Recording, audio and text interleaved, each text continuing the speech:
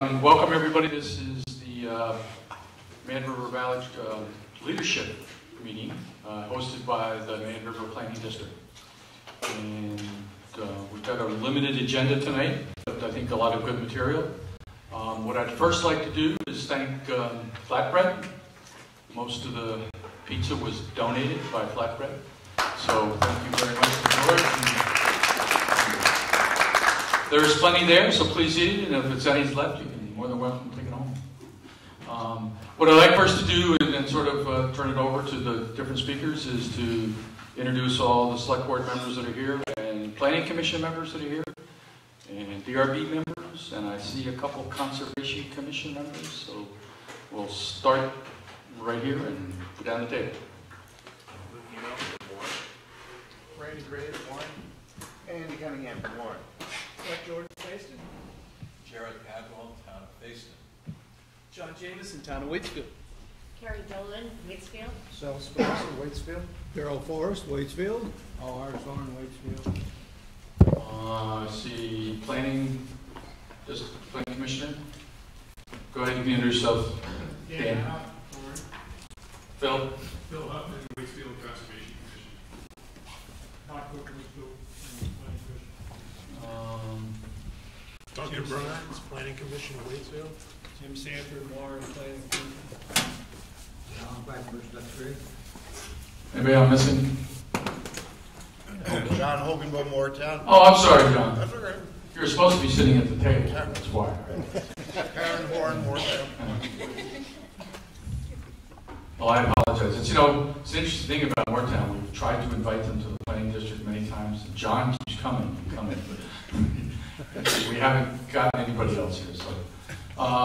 So tonight we're going to kick it off with Friends of the Man River, so I'll turn it over to Corey Miller. Use this, I think.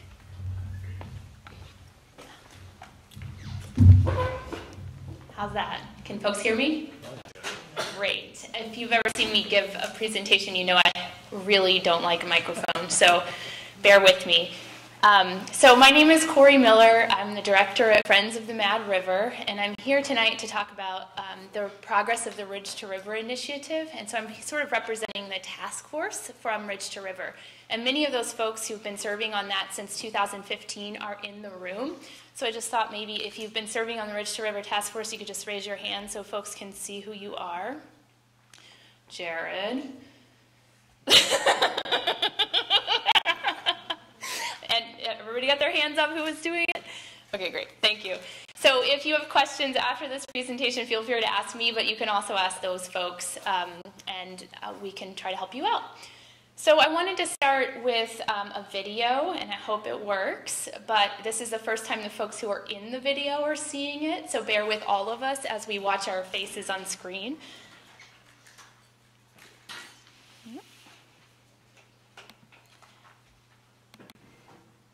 And it's very short. Mad River Valley is such a special place. The river that runs through it and connects all the towns and all the people. Wonderful swim holes, great mountains for hiking and skiing, and really an incredible community. Really, we got two ridges, one on either side of the valley floor, that brings together and connects people across multiple towns created by the watershed. The landscape defines our way of life, from skiing and hiking in the Green Mountain National Forest to swimming and paddling in the Mad River. It's all connected. Mad River Valley is quite narrow through Moortown Village, coupled with many mountain streams, make us very vulnerable to flood. Since the early 2000s, the Mad River Valley has been losing forested land, likely due to a combination of factors related to new single-family residential development, clearing for viewscapes, and even forest timber product harvest. Forested landscapes like the one we're standing in here in Waitsfield's Scrag Mountain Town Forest play an important role in strengthening the flood resilience of a watershed, limiting the chance for flash flooding. Within the Mad River watershed, we have 437 miles of road. We have very steep roads, probably some of the steepest roads in the state. Water just slides downhill, and we need to figure out ways to collect that water and divert it from going into the river.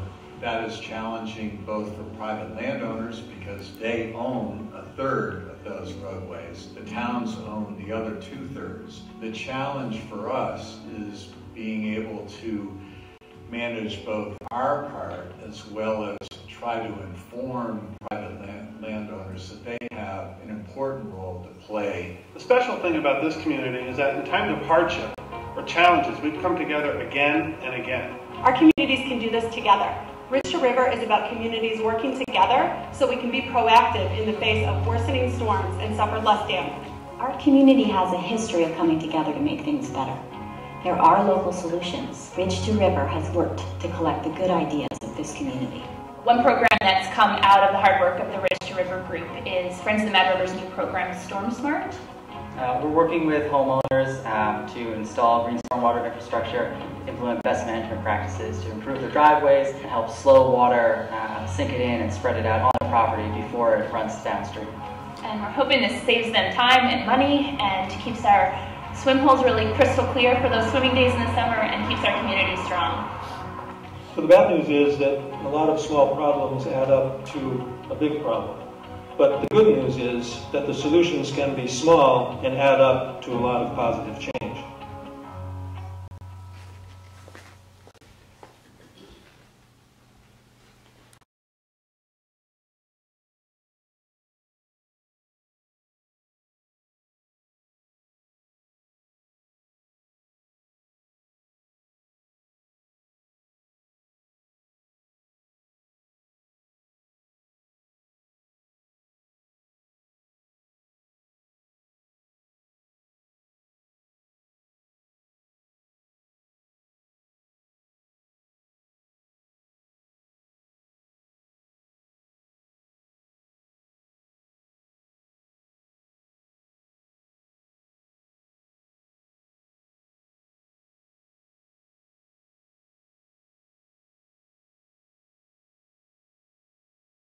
A minute while we get through it. It makes sense more in context. So I'll get to, basically we're thinking about the planning that the group has done over the last 3 years and some of the action that we started to take this past year. So essentially I just want to ground us thinking back to some of the things mentioned in the video of all the things that we appreciate and that we experience here in the Mad River Valley that really contribute to our quality of life, like the views and the vistas of forest land that's intact, of farms that are lovely. We have great recreational opportunities outside in all seasons, in the summer, in the winter, and in the seasons between. We really benefit here locally from excellent local food that's really easy to get, and great swim holes, which we all know, up the Mad River and the secret ones that are on tributaries all over. We also benefit from the other things that the natural assets around us provide, like maple syrup and beer and cheese. So I just want to think about those things in context because that's sort of what drove this group to think about some of the things that are threatening that quality of life. So there are big climate events like Hurricane Irene that we're all really familiar with that caused a lot of damage to our community. But I think what we're realizing more and more is that there are increasingly common regular events. And this, if you live in northern Waitsfield or North Fayston, you'll remember pretty vividly August 16th of 2016 when 5 inches, I think, of rain fell in one little section of this watershed and caused a tremendous damage. So that's just one storm that most people in this valley don't remember, but some of us do. And that storm, this is a picture from somewhere in North Fayston after that storm, and it's just really meant to show that these things are happening more often and they're damaging in these micro topographies. And the town of Fayston in this storm, for example, spent lots of money, hundreds of thousands of dollars fixing the road networks that were damaged. Private landowners spent a lot of money fixing their driveways because of the damage. And another thing, this is a picture from Waitsfield this summer, not after that much rain. So lots of problems that are happening not just during Hurricane Irene. So more persistent, more regular events that are causing damage to our community. So Ridge to River, like I said, in 2015, took this concept of being more resilient to flooding to a 2-day event at the Leahy Eco Environmental Summit in Burlington to think about what they could do to really be more resilient and have fewer vulnerabilities and cleaner water. With a grant from the High Meadows Fund, they sort of essentially, the grant allowed lots of community dialogue, lots of working group conversations and meetings, and lots of thinking that then became the Ridge to River Task Force Ridge to River Initiative. So it's a coalition of these folks working for clean water and resilience in the Mad River watershed. And the past 3 years we've been thinking about the things that we've been trying to learn are what do we know about the watershed and how we can be more resilient and how we can have cleaner water, and why does that matter to us, and what essentially ultimately can we do about it. So the folks that have been serving on this task force, this is a current list, except one of them, we just had a change in Duxbury. And so it's one select board person from each community, each town, and one planning commissioner from each town, as well as other folks who are just interested in the conversation and participating. The Friends of the Mad River has been leading this group. The Mad River Valley Planning District and the Central Vermont Regional Planning Commission have been supporting, as well as lots of consultants that have been hired for their expertise. So I think the situation that we're dealing with is one of too much, too fast, and too many. So essentially, too much water is reaching the streams and ultimately the river. We have water that's moving too fast as it goes through these systems. We have water that's carrying too many pollutants, which includes sediment. And it's also ultimately causing us too much damage in terms of our own quality of life and in terms of money for our communities, for ourselves. So the concept that the Ridge to River group sort of took on and tackled was that thinking about if we can slow that water down as it's moving through the system and sink it into the ground before it hits those streams, before it has a chance to accumulate velocity, before it has a chance to really become much more greater in volume, then we're less vulnerable in those larger rain events. But in the smaller events, we have fewer infrastructure maintenance costs. We have these cleaner swim holes and cleaner groundwater. So we're thinking about lots of benefits from being able to think about runoff, stormwater runoff, and how it's holding it on our properties instead of passing it downhill. So if you were at our forum last year, you remember this, but do you remember this water cycle from like 4th grade? This is really where it starts, and I know that it might seem silly, but the natural water cycle is ultimately changed by the way humans are interacting with the environment. So as soon as we more urbanize our environment, so we put pavement down, we put buildings down, we put things in the land that don't let the water sink into the ground, then ultimately we have less water going into the ground and recharging the groundwater, and we have much more surface runoff. So that's the what we call stormwater runoff. And the longtime mindset of people in building in environments like this was one of pave it, pipe it, pump it. So in thinking about how do we get the water away from here as quickly as we can, and the ways we do that are put down pavement, put down pipes that transport water from point A to point B, and just really build the environment so that we don't ever have to interact with that water. It's gone. Again, that causes this too much, too fast situation where we have too much water moving too quickly that has too much erosive power and is taking a lot of sediment and pollutants downstream with it and causing too much damage. So I think we're starting to rethink this as a community, not just here but beyond, in the state of Vermont and elsewhere, because of the things that we're seeing on the landscape as a result of some of that get the water away quickly mentality. And we're taking a new mindset. And this mindset is how do we slow it down, sink it into the ground, and spread it across the landscape.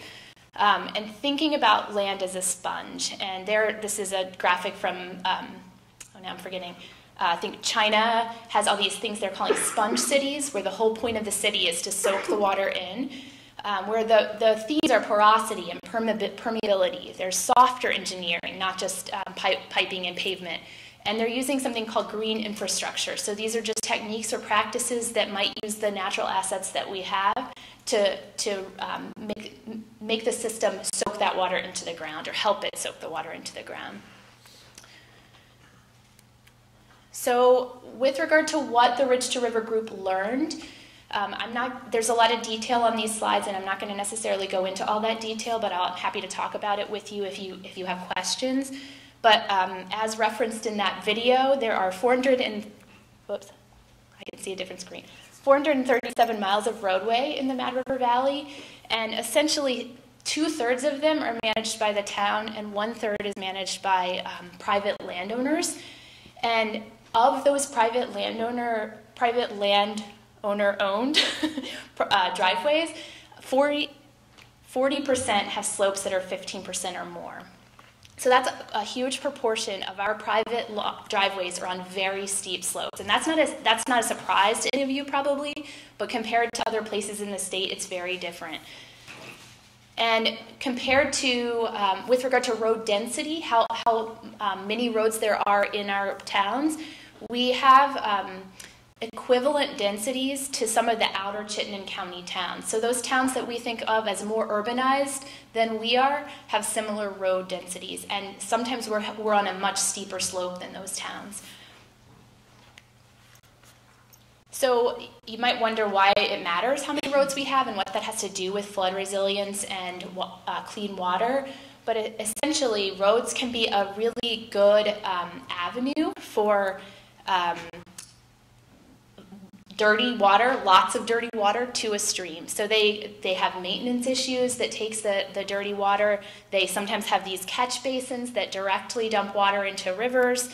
And oftentimes that, like I said before, that water is not just water, it's also carrying really gross things. So with regard to the 1/3 of our road network being private, there's a whole unique set of challenges with regard to private roads because they have I'm losing my voice. They're often in the highest, steepest areas. Like we all know, we want to live where we might have a view or where it's beautiful and we have forest all around us, but these roads also have few construction standards and no maintenance standards. So we don't have good guidance for us on our private road network. We have lots of trails, and we love our trails here, and that's great if they're well sited, if they're well built, and if they're well maintained. But there are some that aren't being cared for by any group, and some that are not even official trails. And so those also work like roads, where they're avenues for water into the river. And if you think about natural assets, one of the biggest ones we have here is our forest cover. And we have lost about 500 acres of forest between 2001 and 2011. And essentially, it doesn't seem that much compared to how much acreage that there is in this valley. But if you think about all this forest really being converted to herbaceous land or to developed land, and how forests cover, there have been studies out in the Pacific Northwest that when you have below 65% forest cover, you start to suffer downstream problems like stream instability and massive erosion. And so we're looking at places in the watershed that have under 65% forest cover, and we have 3 sub-watersheds that do, and several others that are on the verge. So forest cover is a great way to be resilient, but the trajectory here in the valley is that we're losing it. And when we ask people on the ground why they think we're losing forest cover, a lot of people say they think it's the small land disturbances like view clearings and cleaning or installing new culverts and putting in new driveways. And it's sort of backyard, what we're calling quasi-forestry, that somebody's sort of out there doing some clearing on their own. And those small pieces across the landscape seem to add up to more change. When it's not just you, it's you and your neighbor and your neighbor's neighbor and everyone doing the same thing, then we have more change. So another thing we learned is that most of our development in the Mad River Valley does not, it falls under the state permitting threshold. So with regard to stormwater with regard to our development here, most of it's 1 to 2 family homes, and that doesn't trigger state stormwater permits. But our local zoning, like many of you know, does address construction standards, but it doesn't address long-term stormwater runoff from increased cleared land. We can have the greatest regulation on the planet, but some of our people on the ground who are in charge of enforcing that regulation, so like the zoning administrators who are part-time or volunteer positions from development review boards, they say they don't have the resources and the knowledge that they need to do their job. So the good news is that Valley folks care about clean water, and they care about this place that we live, and they want to protect it, their quality of life. And some of them are taking action. So they say, though, that their action is limited by resources and skills.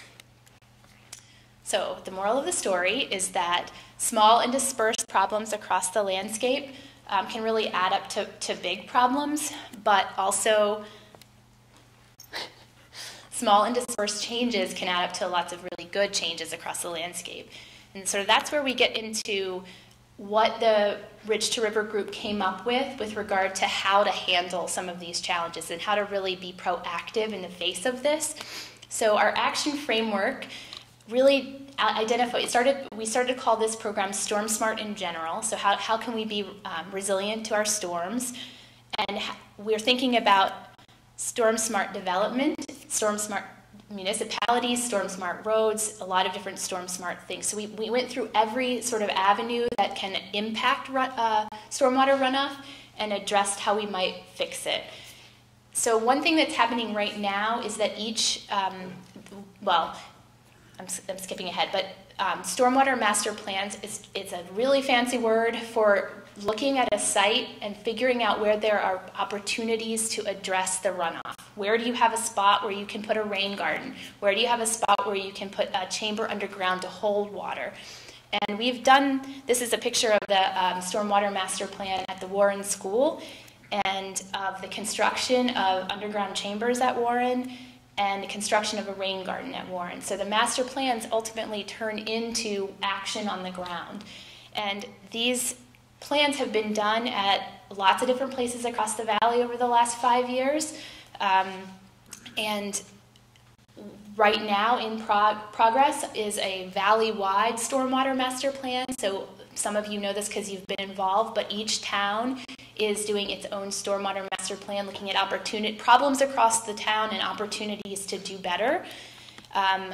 The result of that, when it's done this upcoming year, will be 20 prioritized sites. So a list of these are the most important sites. And in each town, 6 engineer plans ready to move those forward. So, and a concept plan, not a full plan. But we're working towards sort of picking through these problem areas and resolving them. One thing that the Ridge to River Select Board representatives know is that they've been holding these road roundtables, working with the road crews. We've had approximately 5 over the last 2 years, and it's an opportunity for all the road crews in the valley to get together and talk to each other and share ideas and learn from each other, and that's been really valuable. Friends of the Mad River just started a program this year called Storm Smart. I hope some of you have heard of it. We're trying to work with homeowners to fix problems on their land because, like we said, that a lot of the problems are coming from private land. We're offering home visits, sort of best management practice, green stormwater infrastructure recommendations to folks, and support for very simple actions that they can do on their landscape. So the idea here, in brief, with just a little visual, this looks like probably most of our houses, right? The idea is that a lot of runoff is caused by this setup. You can see the big arrow coming out of the stream and the big arrow going down the driveway. And if you add small fixes, like planting some trees or letting some lawn get longer, turning into a meadow, putting water bars on your driveway, putting rain gardens in, then ultimately your property can act like a sponge and you have less water running off the landscape and more of it going back into the ground. So we've gotten some good feedback from this program. We've done over 35 of these site visits this year, and people are saying that they're really appreciative and they see the benefits on their own property to themselves and to the people. They feel like it's benefiting the community, and that's sort of what we're looking for, is this idea that we're all in this together. There's another aspect of the Storm Smart program where we're working with private driveways, and we have funding right now to identify some really big private driveway problems. So if you think about, a lot of people have those neighbors that you all work together on your shared road network. The idea here is to work with 6 of those neighborhood roads and engineer solutions in those problems. And that's coming up this upcoming summer. So the Ridge to River program, by my rough calculations, has brought $476,000 of fixes into this watershed. And that includes engineering and on-the-ground fixes and educational support. And it's about 3 years in the making. And so that's the good news.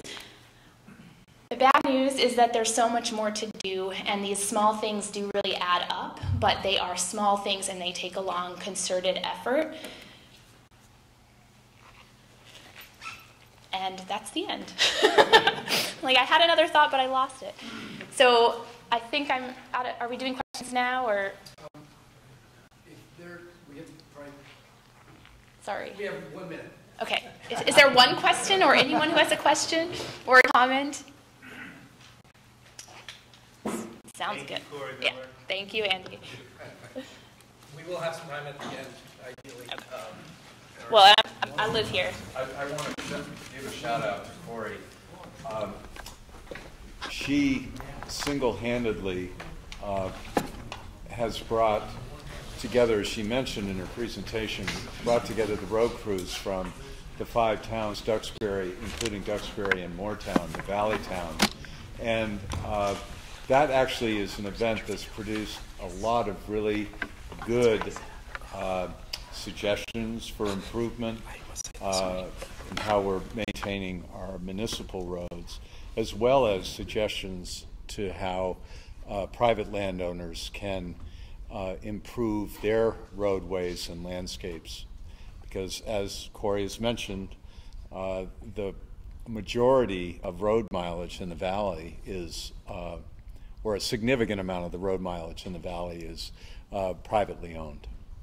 Yeah, and like Jared said in that video, it takes both the town really working hard as they are to meet the standards of municipal road general permit, and the private landowners doing their part and kind of working together. And so that's what we're really trying to facilitate. Thank you.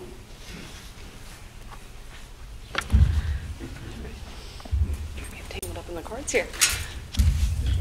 All right. Hi, everybody. My name is Mariah Noth. I see lots of familiar faces here, which is wonderful, but also some new ones. So I recently began as the community planner for the Mad River Valley Planning District this past July, and it has been such a privilege to be here. So I'm very excited, and I am especially excited to talk to you about data. So basically, for those of you who are less familiar, the Mad River Valley Planning District engages in planning, technical assistance, and community development activities for our 3-member towns of Warren, Waitsfield, and Fayston, though in as much as community development is all about collaboration, it is just really exciting to be part of this entire valley-wide family. And so we hold the unique stories of each of our towns and of each of the unique places within the valley and try to bring them all together in the context of our shared geography, of our shared assets, challenges, and opportunities, and ultimately look at where we've been and understand how to operate at our best in the present, and then empower everyone to work together to achieve our goals moving forward. Part of the work that we do is this annual data report, which we use almost daily to inform our work, as well as provide it to all on our website and in hard copy form and in meetings with folks that we have all around town as a resource for you folks as well to be able to use in all of the amazing community development work that you're doing. So behind me, I hope maybe this is going to work. Let's see. unsure why it's not showing the entire vision statement, but I'll show it to you there. But basically, we operate and are guided by this vision statement. And let me just get back in here.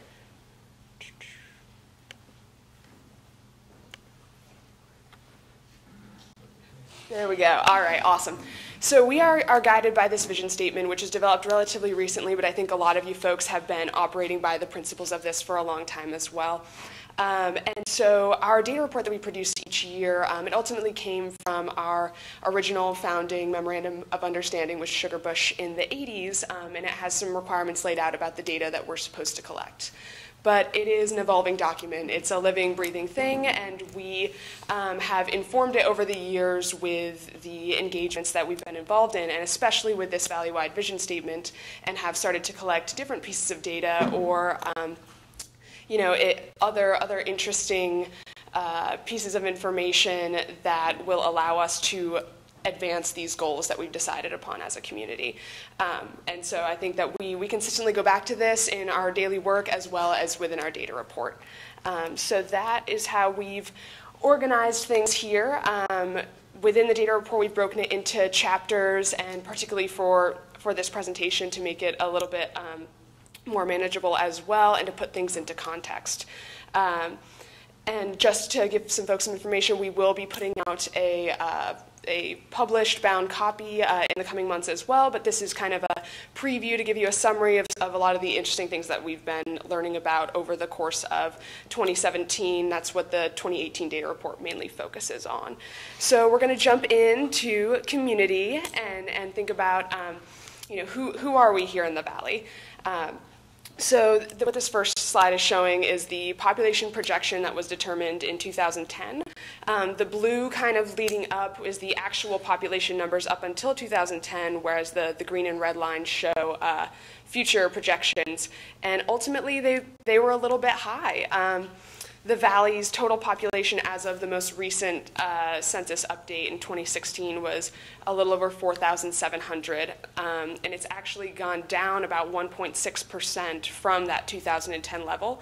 That's similarly on trend with Vermont, which has gone down about 0.4% in that time. So as an aging community, which we will see on the next slide, this does make a little bit of sense in that our community is both aging and shrinking. And so this slide demonstrates a bit of that aging. So it shows the three towns of Fayston, Waitsfield, and Warren, and those average ages. And overall, the MRV average is 47 years old, which is about a decade older than the U.S. average and older than the Vermont average as well. In 2000, the average age was 40 years old. So we're seeing a rapidly aging community as well. And then, so if we look at our schools, about our youth here in the Valley, so we take the enrollment data from all of the schools, including schools in Duxbury and Moortown, all of the Harwood Unified Union schools.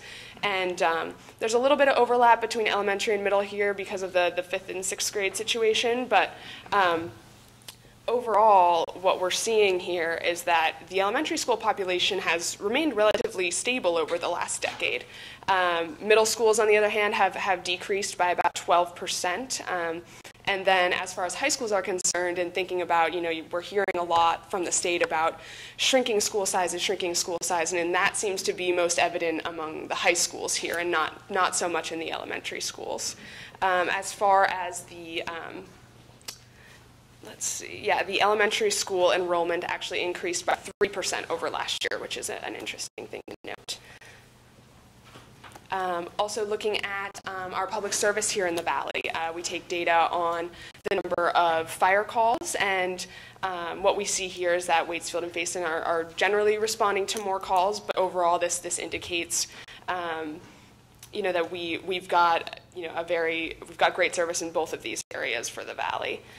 And then we also collect data on the number of Valley ambulance service calls, and as we've seen, it's actually gone down over this past year.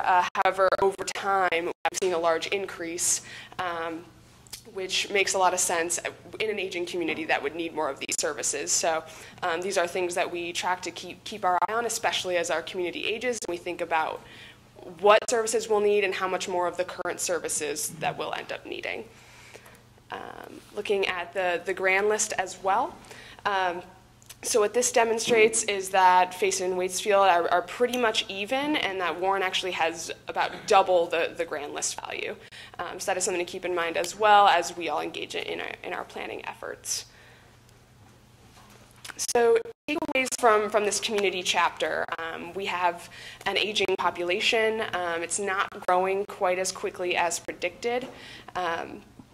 Basically, the high school and the middle school enrollments are down, whereas the elementary school is remaining stable, which I think as the state goes through its own processes, that's something for our community to keep in mind as far as our own local planning. And that overall ambulance calls are up over time, so we've got to be preparing our community for this even increasingly rapid aging and what services that we will need to have. Moving on to Chapter 2 of the economy, and I know I'm moving a bit quickly through some of these slides, but I'm happy to answer any questions at the end or outside of here as well. But looking at the economy to start, we're kind of going to go the big view here and see that basically the gross sales tax receipts are all of the all the sales that occur in the valley that are, it could be anything from both taxable sales to non-taxable sales, but will not include what is known as use sales tax. And that ultimately what we're seeing is that Waitsfield is the vast majority of that. And these are total receipts, not the actual tax collected, just to clarify there.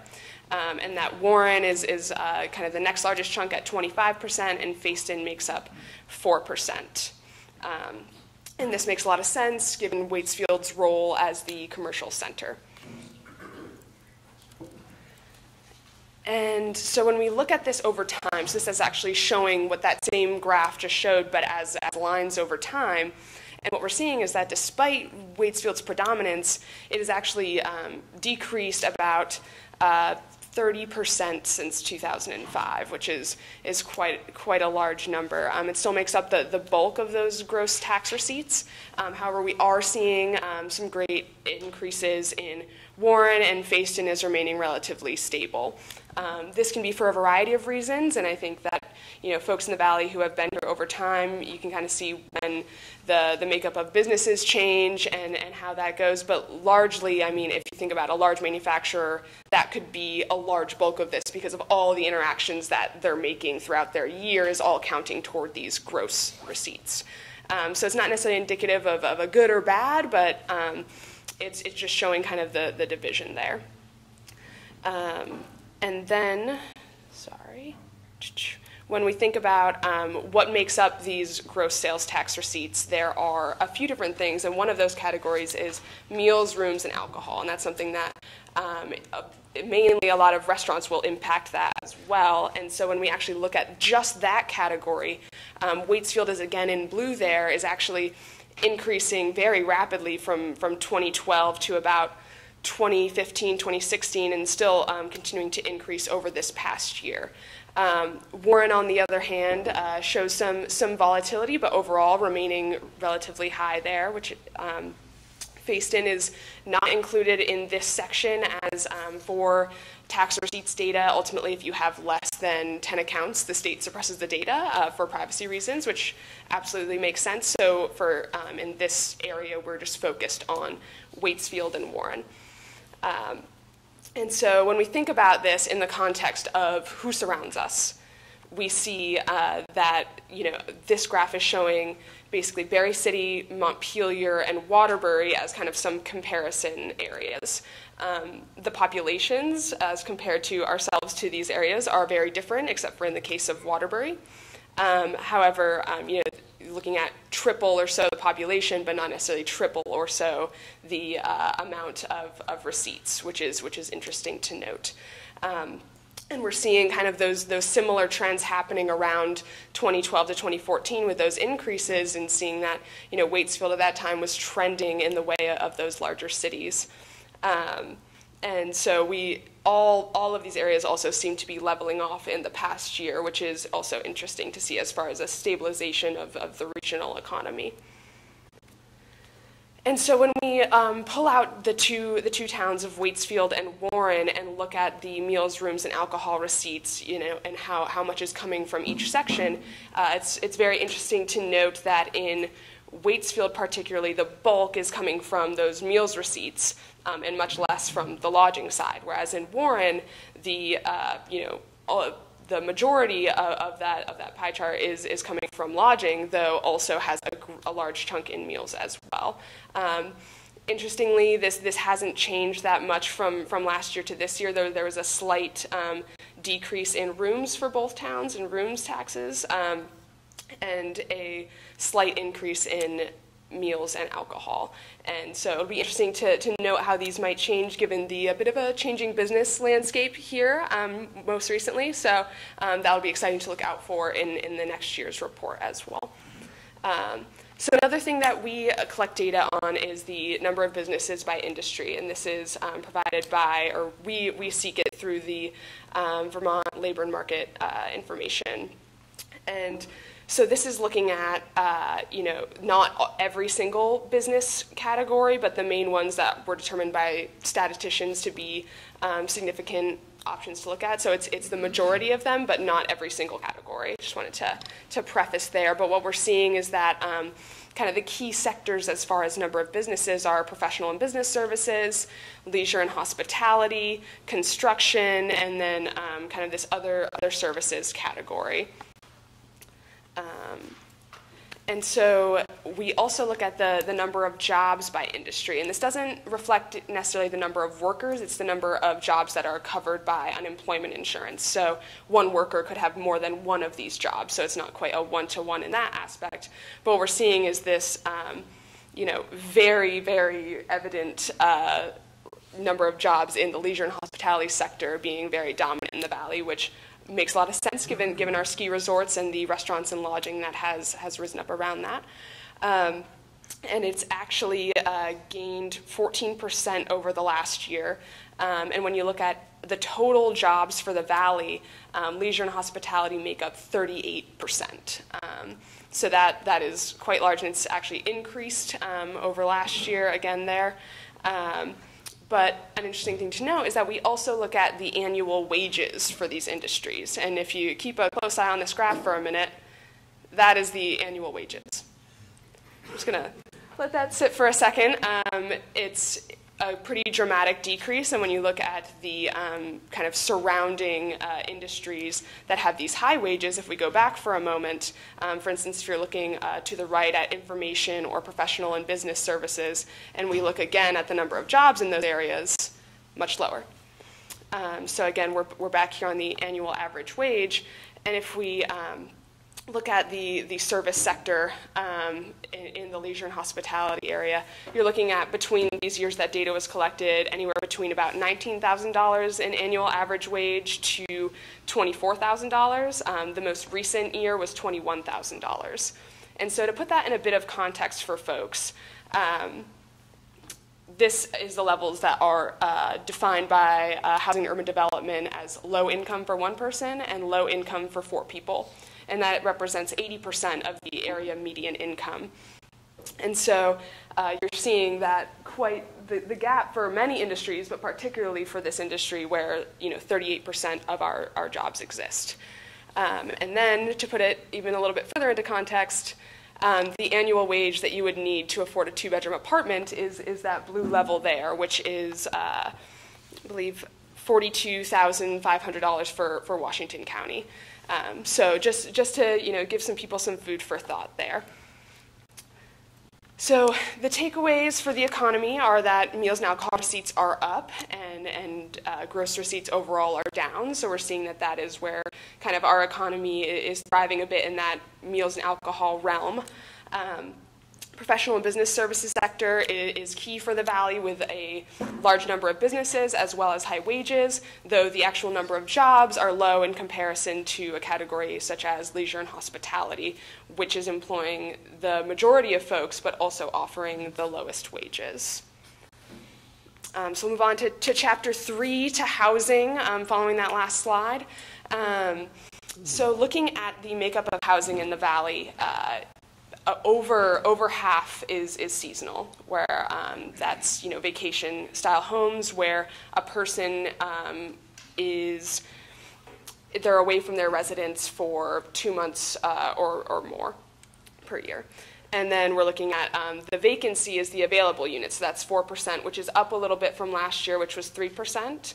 And so as far as seasonal percentage by town, Facein is at 48%, Waitsfield is at 19%, and Warren is at 66%, which is driving up that number here for the valley-wide totals. And then we take a look at the owner-occupied units versus the renter-occupied units. And as you can see, the owner-occupied have long been far outpacing the renter-occupied. And it's actually increased by since 2010, it's seen a 16% reduction in the number of renter-occupied housing units and a 14% increase in owner-occupied. So giving some market indicators there. Overall, there's 81% owner-occupied units in the Valley, 19% renter, and that is a higher concentration than the state of Vermont in terms of owner-occupied, which has 71% owner and 29% renter. Looking at the median gross rents from 2010 to 2016, we can see the first three there are the Matter Valley Planning District's towns that we work with. And then we're looking at the end to Washington County and Vermont and seeing that, Warren's median gross rents remain relatively low, and especially in comparison to these other places shown, but that the average overall in the Valley is quite a bit higher at $1,068 a month for gross rent, which includes rent and utilities.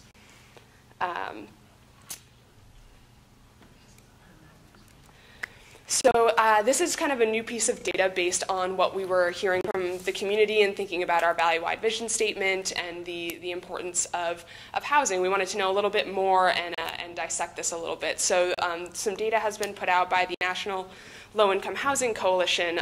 It's a report called Out of Reach. And what they've done is gone all across the nation and determined for each county what the housing wage is. And that is the hourly wage a worker must earn to afford a modest apartment at fair market rent, which is determined nationally by Housing and Urban Development, without spending more than 30% of their income on rent and utilities. And so this shows you for Washington County, and then this shows you the minimum wage there and these are each for a 1-bedroom, a 2-bedroom, and a 3-bedroom. And clearly there is quite a differential there.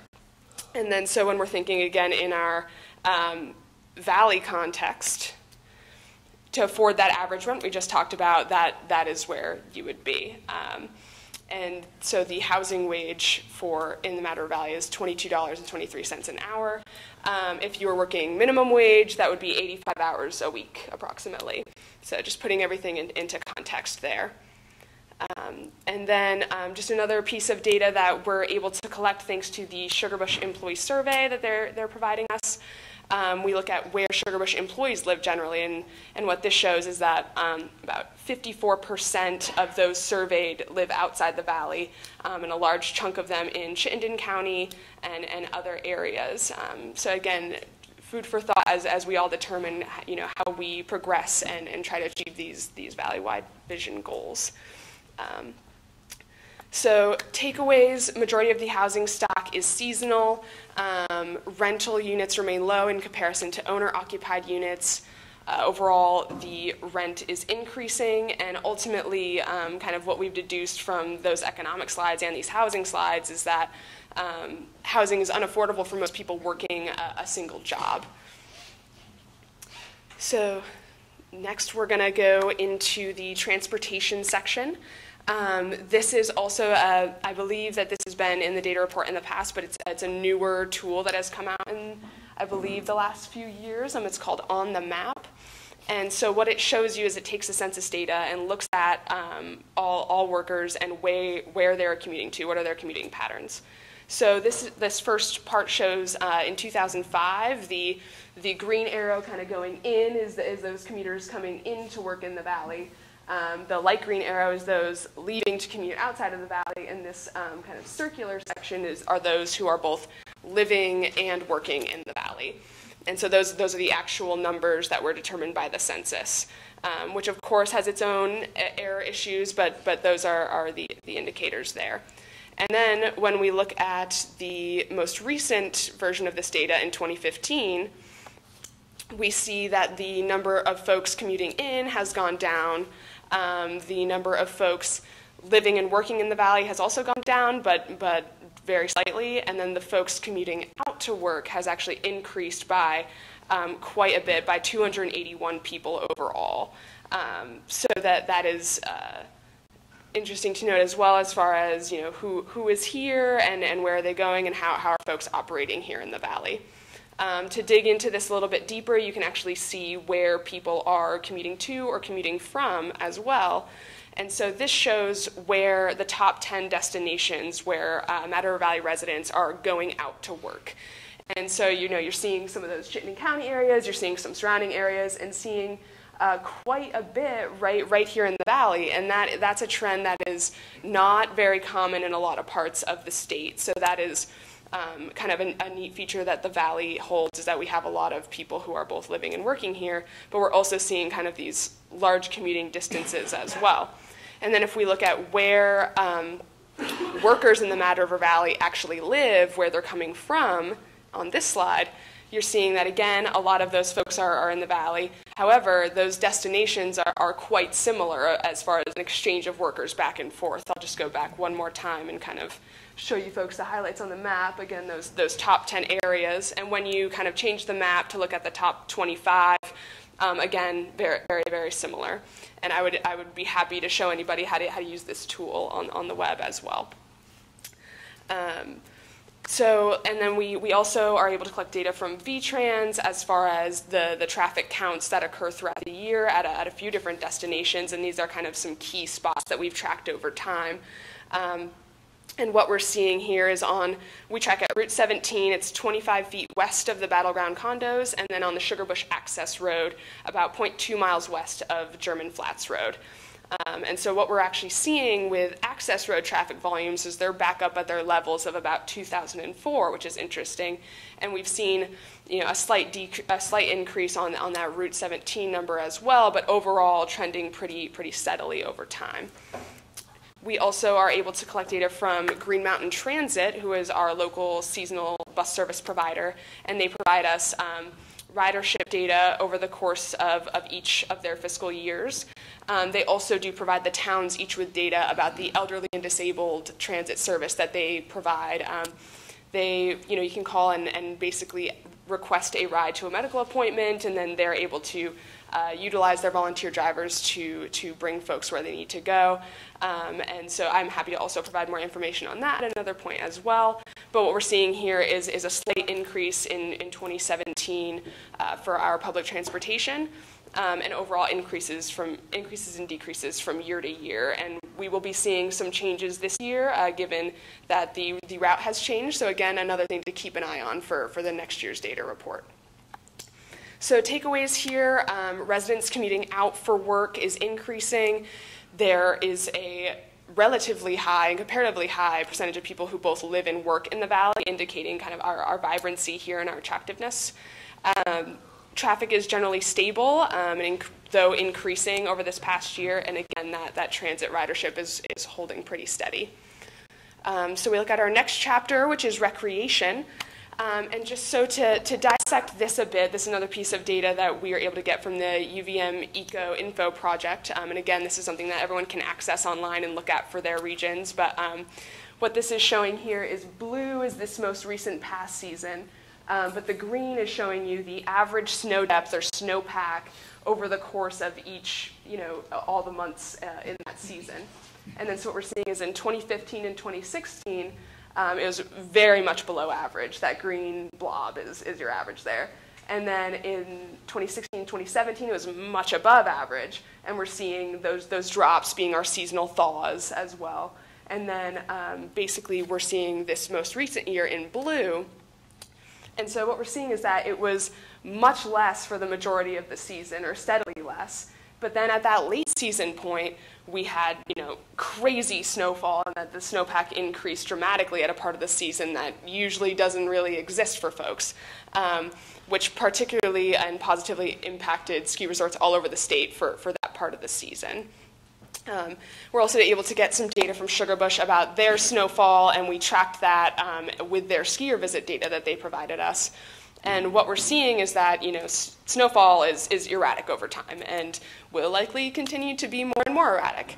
But the interesting thing to note here is that the snowfall actually decreased by 48% last year, but skier visits actually increased by 9%, and the state only saw about a 1.2 increase in skier visits last season. So this is interesting to note as far as the technology that our ski resorts are able to employ to perhaps be, creating more snow, but also about the fact that perhaps timing of weather and timing of snow could perhaps be more important to seasonal visits than actual amount of snow, and that helps establish how we think about resiliency here in the valley as well. Looking at Mad River Glen, we also collect data from them, and skier visits for them were pretty stable, just decreasing very, very slightly over the past year. Again, in thinking about new data that we're collecting, this year the Planning District has partnered with Central Vermont Regional Planning Commission, and we have used a couple other sources, including our own MRV Moves plan, to be looking at recreational trail user counts, as recreation is such a crucial part of our identity here in the valley, as well as our natural resources. So to pick this graph apart a little bit here, the blue is showing you the counts that were taken for the 2016 MRV Moves survey, and that was over that period of time the counts were taken, and then an average daily trail use count was then like a formula was used to extrapolate that data for that time period, and then the red is showing you this year. And so the timing was slightly different, but both in the fall season. And so what we're seeing here is a very large increase at Blueberry Lake trails. Looking at when you use the formula and do at the extrapolation factor of annual visits of over 44,000. And then Revolution Trail is right on par there, and again seeing another large increase, and this is, again, these numbers are average daily trail users. So it's taking, over the course of those few weeks and averaging out that data and then averaging out to the day. And we utilize the National Bike and Pedestrian Documentation Project, their extrapolation formula worksheet to determine for both of these cases. And so we're seeing a couple decreases in terms of the boardwalk and the Waitsfield sidewalk, and then we actually started collecting new data at Chasebrook Town Forest and Mad River Path Greenway. So we're excited to see how those change over the course of the years and what new locations we can add. So recreation takeaways. Snow was down and skier visits were up, and that is definitely an interesting and exciting thing to dig through there. So perhaps, again, the timing of weather patterns may matter more for recreational success, both in the winter and in the stick seasons and summer seasons. Trail use remains a significant part of our year-round recreation, and additional data points are absolutely needed to determine what this means for our valley economy, and especially, in linking with the presentation that came before me and the one that will come after me, thinking about nature and conservation as well as the economy when we think about recreation. And so, speaking of the environment, looking at electricity usage over time, basically what we're seeing is a significant decrease. It's overall down 9% from 2016, and the largest decrease in electricity usage was in Warren, and this is in large part due to the advancing of their snow gun technology to being much more efficient. And just to let you folks know this cost saving, so Vermont Energy Investment Corporation actually does out the math for how much this actually equals in terms of dollars saved. And since 2015, it's been almost $1 million saved throughout the valley. And from 2016 to 2017, it was over $400,000 saved. So something to be thinking about when you're flipping your light switches. And then again, just thank you to Corey, who's here, for providing this data from Friends of Mad River, another group that we try to work with as much as possible. And this is showing the monitoring that they do of various sites of the river for E. coli and other pollutants. And so one of the main things to draw from this graph, and again from Corey's presentation, is that as we look, these destinations here are upriver and these are downriver. And what we're seeing consistently, despite changes in weather patterns and weather events and timing, is that there are more pollutants when you go downriver, and that's something that, it being a valley that prides itself on nature as our identity, it's something to definitely be considerate of as we engage in all of our work. So environment takeaways, electrical consumption is down and the cost savings is increasingly large. Energy use at Sugarbush has gone down over the years as well, and significantly over this past year. And that surface and stormwater runoff remain an issue, but one that we are absolutely in the process of working together to address. So overall, looking at strengths and challenges in the valley, just to kind of sum up what we've talked about here in our chapters. So the strengths that we're looking at are our elementary schools, both in quality and enrollment level. Our diverse economy, we have a lot of different businesses that are doing very well, and we're seeing, especially in those meals rooms and alcohol receipts, a large energy in that sector of the economy. We're seeing advances in energy efficiency. We're looking at how winter and year-round recreation are advancing, expanding, and becoming stronger. And in large part due to our natural resources and our ability to conserve land.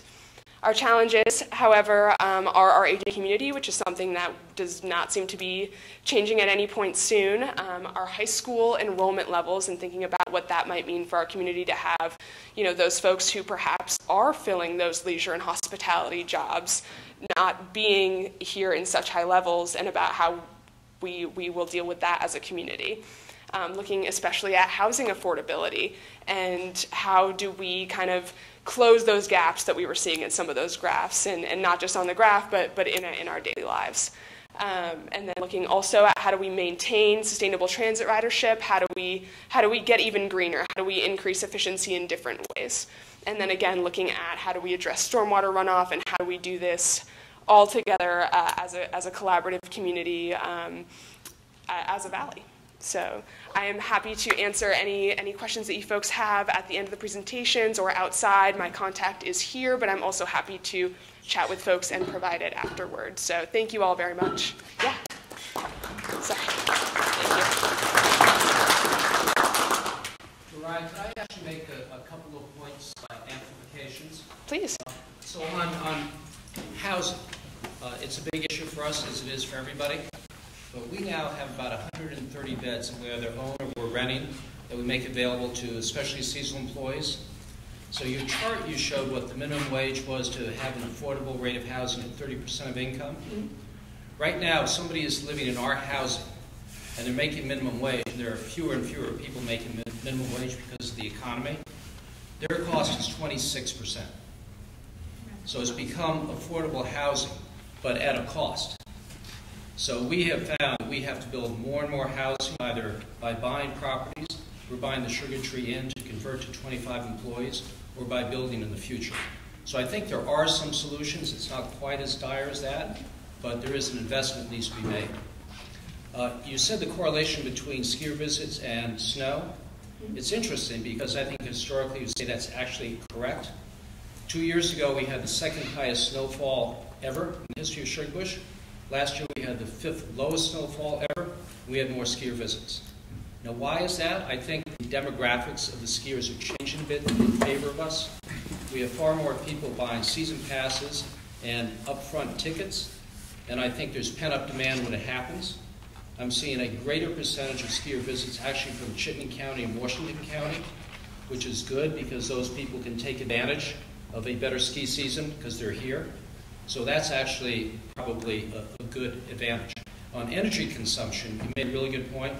Because of that efficiency, and we probably have reached close to the maximum efficiency, but our kilowatt usage is down 30% over the last 3 years. So that's really good for our bottom line, it's good for the economy, and it's also making better quality snow, so there's really a trifecta there. So just a couple of clarifications on some of the important points you made. Wonderful, and thank you so much for that. And also, just to let folks know, our organization, welcomes any thoughts from the community on things that we are not collecting data on that we should be, and that would be important in all of the work that you folks are doing, either professionally or in community organizations. So again, please contact me or Joshua at any point, and we'd love to discuss what else we can be including. And again, this was not an exhaustive list of everything that we're collecting, and our full report will be out in the coming months and bound and published for all the coffee tables who would like it. So. Good job. Thank you. Yeah, great job, Ryan.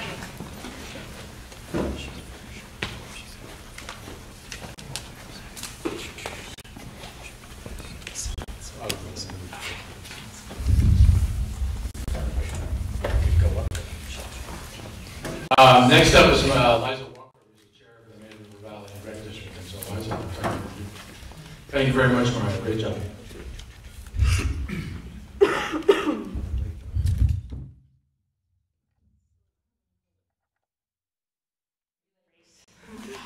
Just like pass the baton. You're making up time, and then I'm afraid I'm going to slow it down. I know we've got a lot to cover.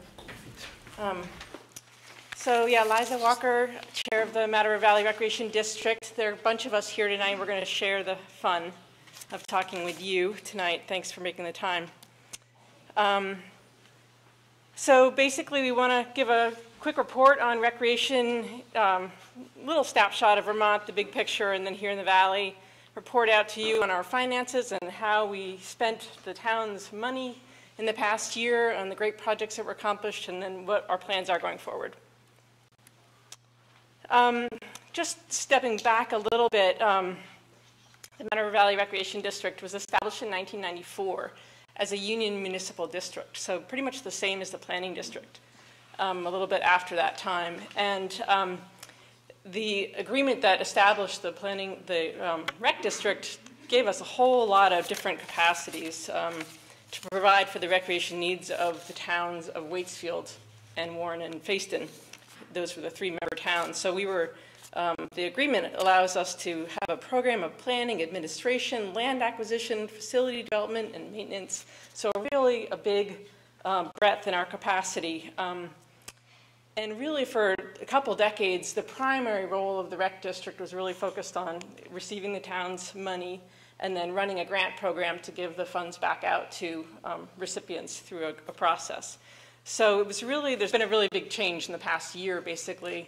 And last year we came to you to present the strategic plan and sort of share with you a turning point. So 2 things happened. We wrote a strategic plan, a 3 to 5 year plan, and we bought Mad River Park with the help of all the towns and many other people in the community. So it's sort of been a real turning point for the rec district. We're now kind of operationalizing our strategic plan, and I can't take any credit for this. I joined last April, and we have some more new blood, but I want to appreciate Rebecca Bruzzi for all of her leadership. She stepped down, I stepped in, and Rebecca also recruited a few others of us, Alice and Rogers and Chrissy Bellmeyer, I think were the 3 newbies. So anyway, our vision is really, we went through the process of deciding what is our role in the Valley. We know that the Valley is really committed to recreation. That's a part of our life here. And we want to facilitate and enhance and create all of these opportunities that exist here. And there are so many ways. I mean, there's countless ways, and the Valley has a huge history of beginning with skiing and hiking, probably with a long trail and the ski mountains, and it's expanding every year as we find new and creative ways to recreate. The other thing we really have are just so many organizations. I think we're really unique in that way too here, in that we have so many players involved in supporting recreation. And that was a little bit of a quandary, I think, as the recreation district was determining, what is our role here, because there are many leaders here. And, in many other towns, the rec departments are creating the soccer teams. They're creating the different programs, and really we're blessed with so many different groups that are have programs and opportunities. So our role is really to do our best to help connect the dots, connect people, connect funds, and much more. So our strategic plan established these 5 focus areas. Again, the programming is sort of containing our grants program. That's been long-standing, and we're continuing that. in new ways too. And then these other areas we're unfolding into and developing. Just a big picture, you know, the data that Mariah presented was great about recreation, and we look forward to doing more of that data tracking. But just to recognize that as a state, we're looking at recreation really differently in the past couple of years as well. Governor Scott established the Vermont Outdoor Recreation Economic Council in 2017. That was a new, big initiative to look at how outdoor recreation is a huge part of the Vermont economy. And their angle to support it is to support communities. That's the best way that they can fund economic development throughout Vermont, is to fund communities that want to do it. And they have a new grant that they've just announced, it's due in a couple of weeks, to support one or more Vermont communities who want to be designated as a recreation-friendly community with a grant of, I think it's $10,000 to $100,000. So you can believe we're going to gun for that with our recreation partners like Mad River Riders and The Path and others. So, but they've also recognized that there's new trends in recreation, such as mountain biking and backcountry skiing and trail running. None of those are exactly new, but that's really where the kind of money is in recreation right now, going in new directions. And there's also new initiatives like this Velemont Trail. It's a new concept of having a bike trail that goes the length of Vermont. And the key first section is going to be from Killington to Stowe. And aren't we right in the middle of that? So convenient. So we're really well poised, I guess, to fit in with where the state is going right now. And I think we've recognized for a while that we were doing many of these things too. It's a long history of planning. Thanks to the planning district, we really have to recognize that they have been recreation planners for many, many years, and continue to be doing so much of the work, and thanks to their staff and the town's willingness to have their work plan be devoted to recreation. And we know that's not going to go on forever because there's many more important things to do, but we've really benefited from that. We're benefiting from a ton of volunteerism, all of those partners. Our rough calculations in the past year trying to figure that out is over 5,000 hours annually, from coaches to trail maintenance crews to people running the Mad Dash to everything like that. And then our financial leverage. So the money that the towns have been granting every year has been leveraged at least 3 times, probably a lot more.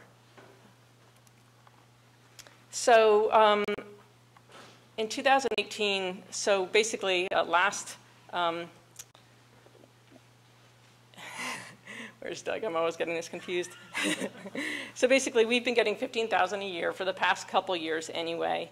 And this past year, we're always sort of a year behind in terms of when the money comes in, but we gave out $46,000, $1,100 to 8 different organizations, and that was with, again, the $8,500, the $15,000 from each town. And we also did a very special project this past year, the Unified Trailhead Kiosk and Mapping Project, which we'll talk about. So that's kind of where our money was spent this year, and what we want to do is just run through quickly a showcase, and Alice is going to come up to showcase the projects that were accomplished this year. In the spirit of recreation and passing the baton, the relay continues. So I think when you look at our grants, there are certain patterns and themes that emerge in terms of how our partner organizations have used the monies. And the first theme that emerges is a real strong commitment to inclusion and ensuring that the projects reach a broad sector of the community. The second theme is deep care given to safety, to sustainability, and accessibility.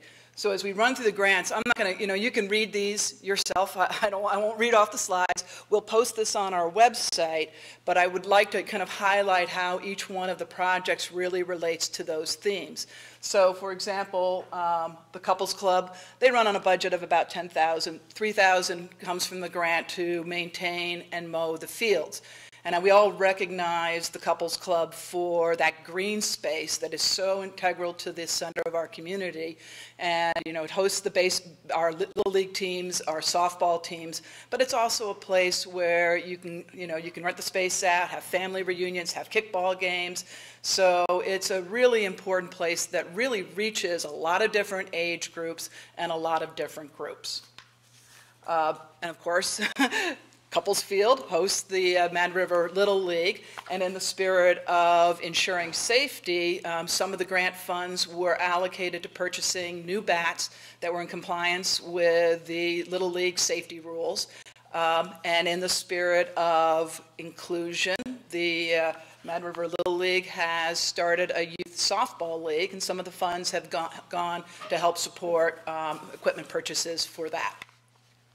The Mad River Path, they're a recipient of 8,500, and when you really, you look at the work that they've done, maintaining trails, building trails, I think some of the ones that we see as most significant, the Irisville, the Maple Tree Path that starts over at the Senior Center and ends all the way over at the Big Picture. That's really designed to allow people of all abilities to be able to move from one place to another, whether it is by a slow walk, by a run, or rolling. And they've built into that pathway these resting plazas. And thank you to the Mad River gardeners for going in and donating plants and doing the work there. But again, it's really an attempt to have a broad sector of the community to be able to use a wonderful pathway that ensures connectivity and accessibility. If you look at this great sky bridge that was built in Chasebrook Forest, they built it as a ramp, and now instead of it really servicing only people who are hikers, people who are on skis, people who are on bikes, people who are on snowshoes can all, use that ramp to access the trails. One of the other nice things about the Mad River Path, and I think it speaks to the sense of community, is just this sort of collective understanding that we're all in this together. We are each other's keepers, and as such, all of us as members of this community are important. They built the 5 memory benches over at the Mad River Park, and that was a function of the donation of both materials and of labor. Can I just add one thing about I just wanted to remark about the bridge in Chasebrook Forest, that was a really amazing collaboration where the Mad River Path, Mad River Riders, the Faison Conservation Commission were out there, probably others, but it was an example of how our recreation groups are really working together, and that was a real highlight of this year. Mad River Riders received $17,000. They used that in conjunction with other grants to improve trail networks, to go out and construct and design new trails. Much like the Mad River Path, they are a group that really honors members of the community. They built Amenta's Way up at Blueberry Lake, and that is in memory of Tony Amenta, who passed away from cancer. And you guys all saw from the charts presented from the planning district just the incredible use of the Blueberry Lake trails. And their design of those trails really are such that they have not only the fun and the flow of technical riding, but also safety in mind. And I think that the high usage on those trails is a testament to how inclusive it is, how many people really enjoy using it. And rather than run through every single one, they maintain nearly 45 miles worth of trails and have more construction planned for the future. But they also keep in mind they have strong environmental sensitivity. They closed 3 trails in the Chasebrook area to protect wildlife corridors. They're also doing a lot of work for environmental sustainability and making sure that there is appropriate drainage to improve water quality. And I think one of the things that we don't always recognize about the riders is they also have an educational function. Some of it is direct, some of it is indirect. Part of the grant money went to sponsoring a group, they're called the Mad River Rippers, which is a group of youth riders. But they also brought in about 3,000 hours worth of volunteer work. And that reached out to school groups, to church groups, to the Youth Conservation Corps. And I think that for everybody who's sitting here and who is a volunteer, we all know that when you draw volunteers in as youth, they have a 75% chance of volunteering as adults. And we don't always think about that with the Mad River Riders, but that's part of their mission as well. The Mad River Ridge Runners, working in conjunction with VAST, the Vermont Association of Snow Travelers, they too are they're volunteer driven, the maintenance is volunteer driven, but a lot of the funds, the grant funds, go not only to buying the supplies to maintain the trails, but also to ensure that those volunteers have protective equipment. Stadium, it's their 26th year.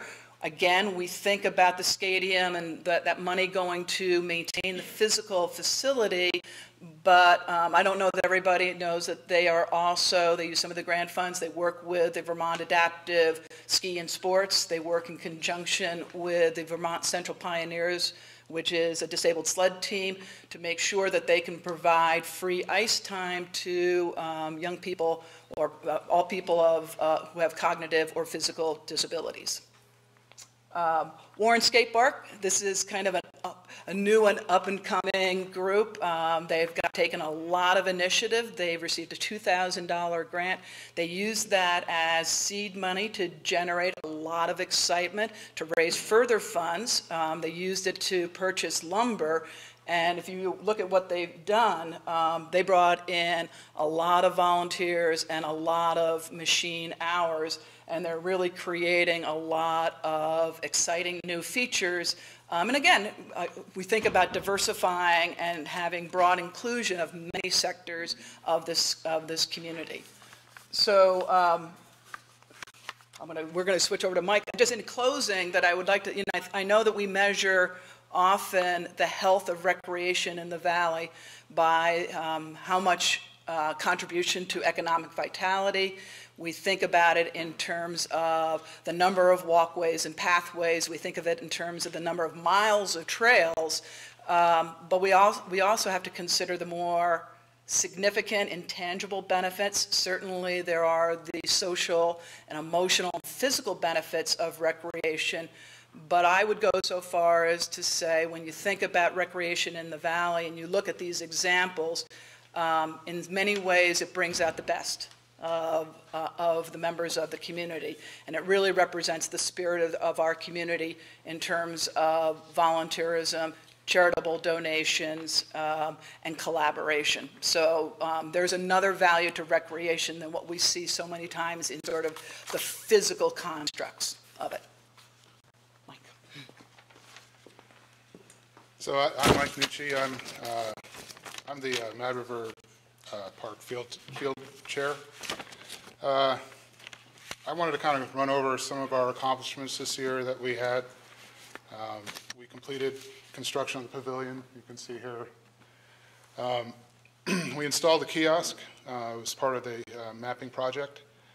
And we procured a storage shed for soccer, lacrosse, and our own field equipment.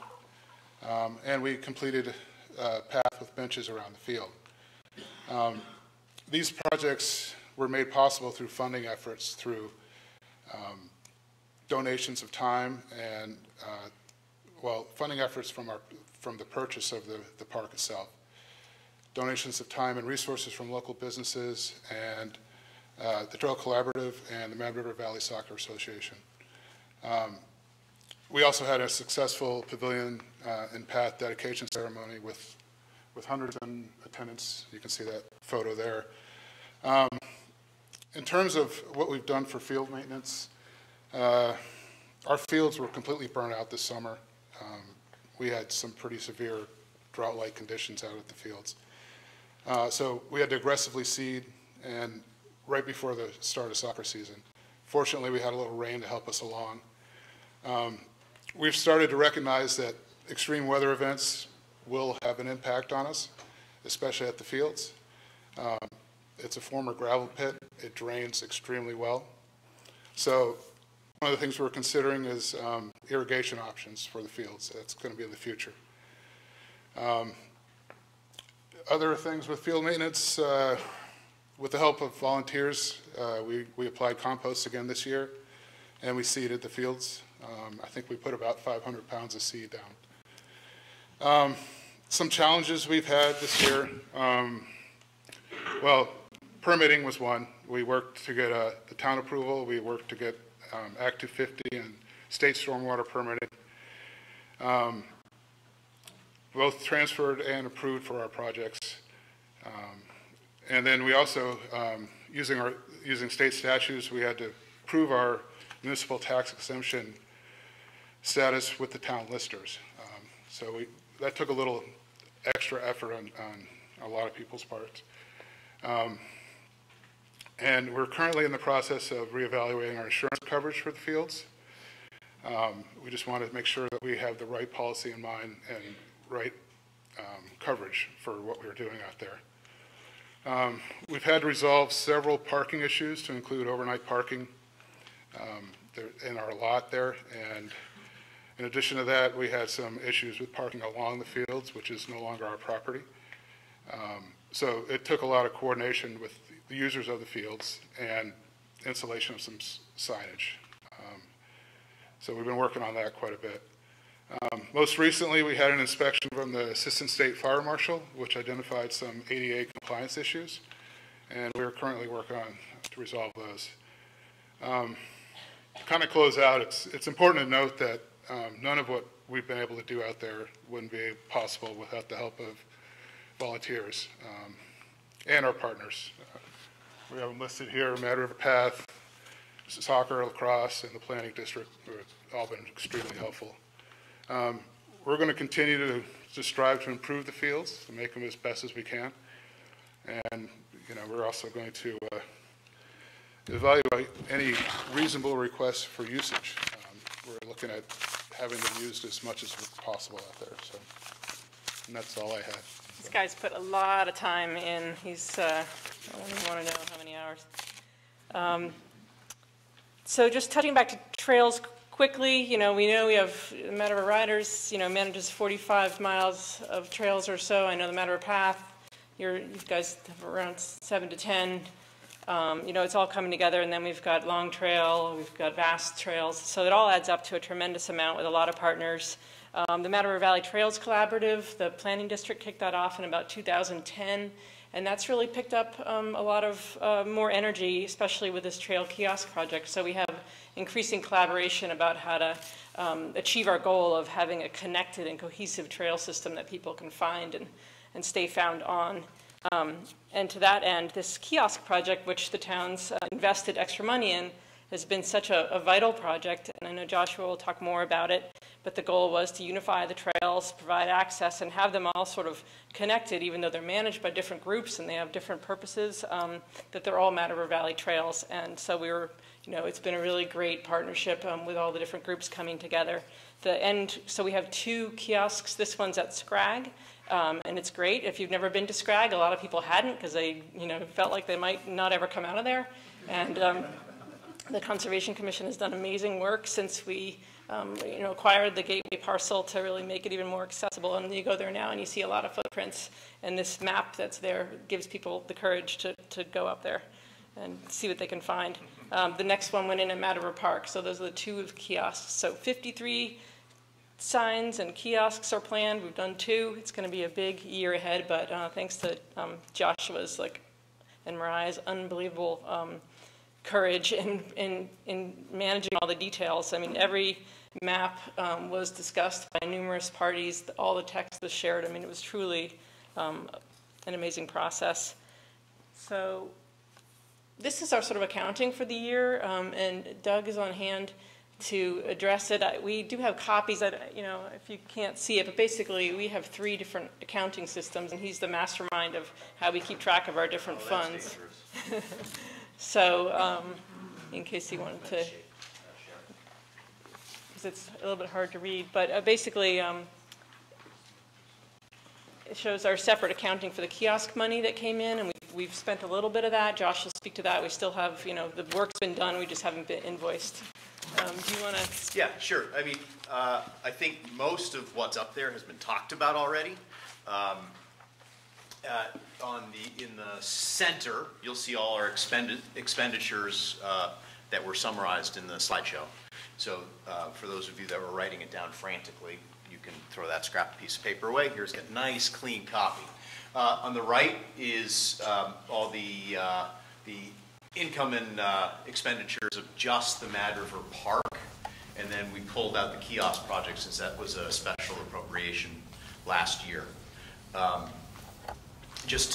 was waiting to see, Liza, how well you would do explaining our flow of money. I fumbled it. No, you did a great job. So essentially, right now we are about to discuss our $118,000 of grant requests and how we're going to distribute our $45,000 for that to cover those. So in the month of December, we're going to meet with all the organizations and just make sure we understand what they're asking for.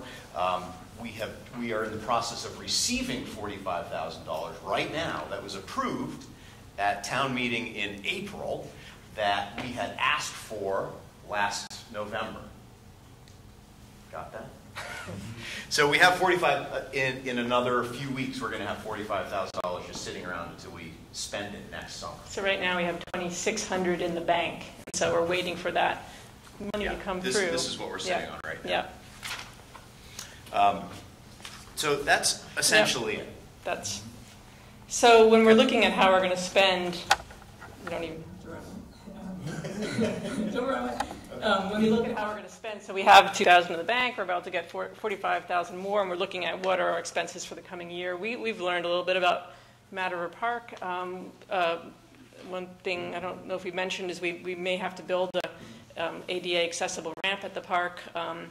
We had a big learning curve that we are a municipal body, and therefore when you put a building up, even like an open air pavilion, that brings the fire marshal to your door.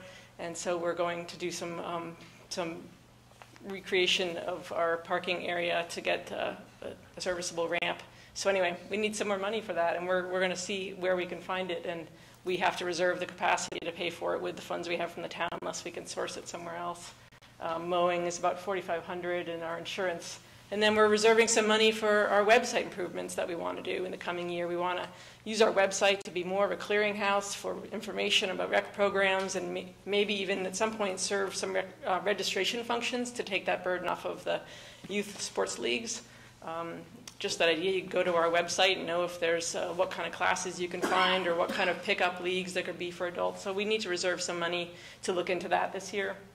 And then we're looking into the Vermont Leagues of Cities and Towns membership for our own, just because we have had such a learning curve being a municipal, with our new and expanded scope. We want to make sure we're really on track.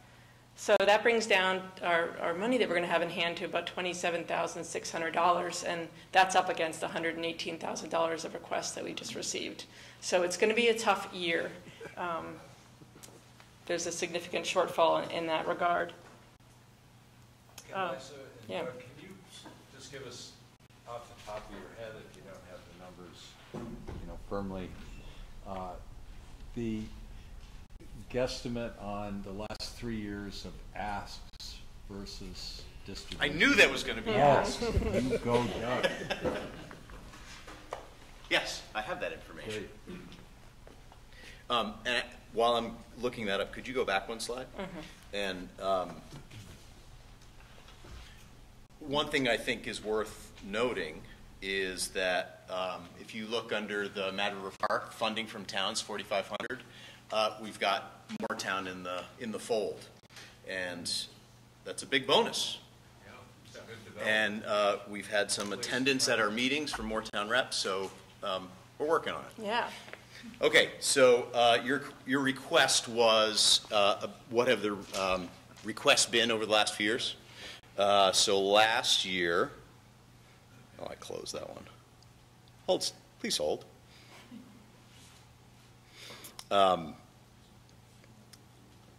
no. It's here. I got a lot of things going on here. Yeah.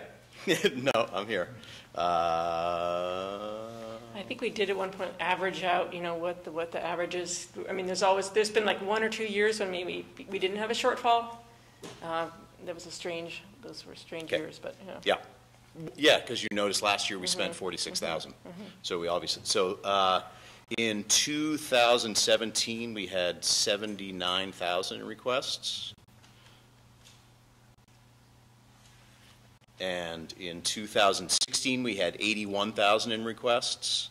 In 2015 we had 58,000 in requests. So now, suffice it to say, people are going to ask for the moon and hope for something, right? So I don't think anyone expects to get all of it.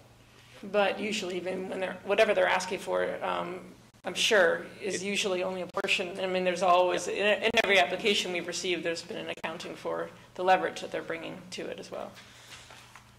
Can you include any of those requests into your application for the state funds?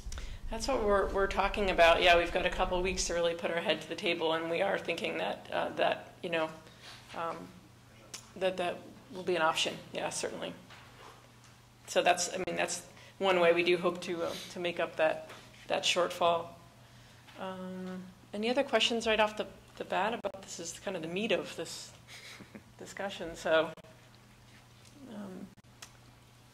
The only thing, point I want to make is that I understand that the Mad River Valley Planning District has been providing you with significant amount of time on their part to provide some recreation planning services.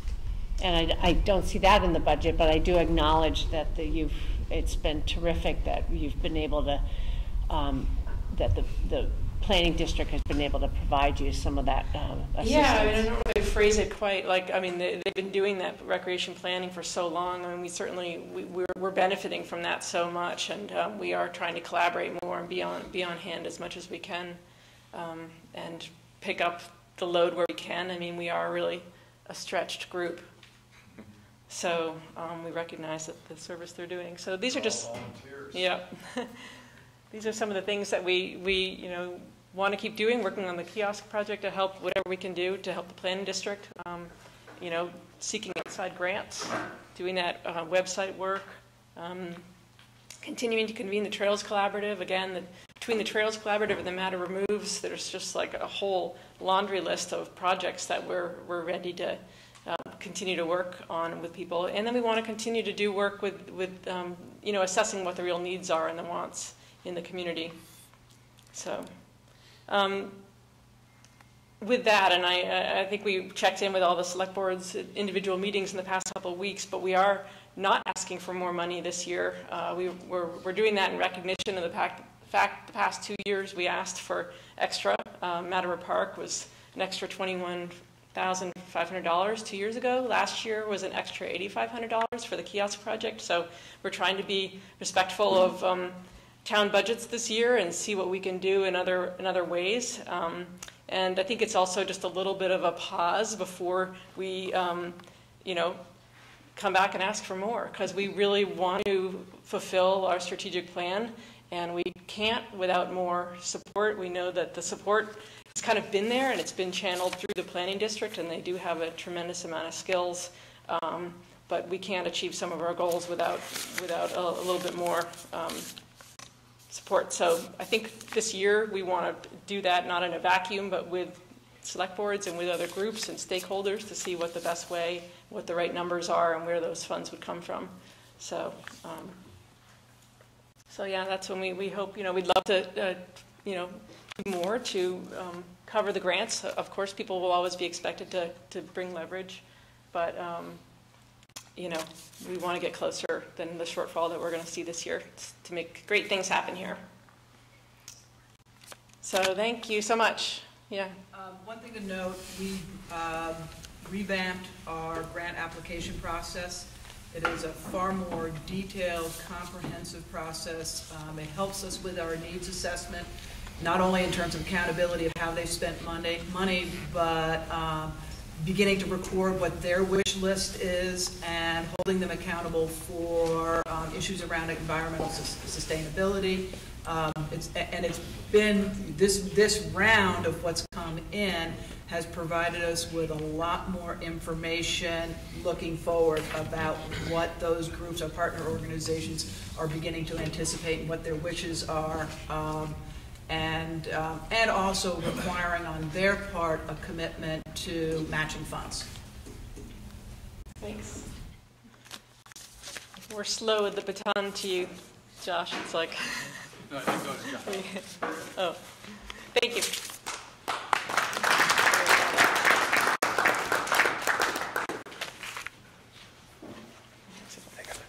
Thanks, Liza. That was, I'm sort of, last year with your strategic plan, I was really excited, and I'm even more so now. So thank you very much to the rec district. I think, you know, it was a while ago, I don't know how many years ago it was, but I was pretty hard on the rec district. And the change is dramatic. I mean, it's like night and day. So congratulations, great effort. The planning district's up next, and I've asked Jared to step up and sort of introduce it, and then Josh will take us through the work plan of the planning district and the budget for the upcoming year, and we'll go from there. Thanks much. Jared. Thanks, Bob.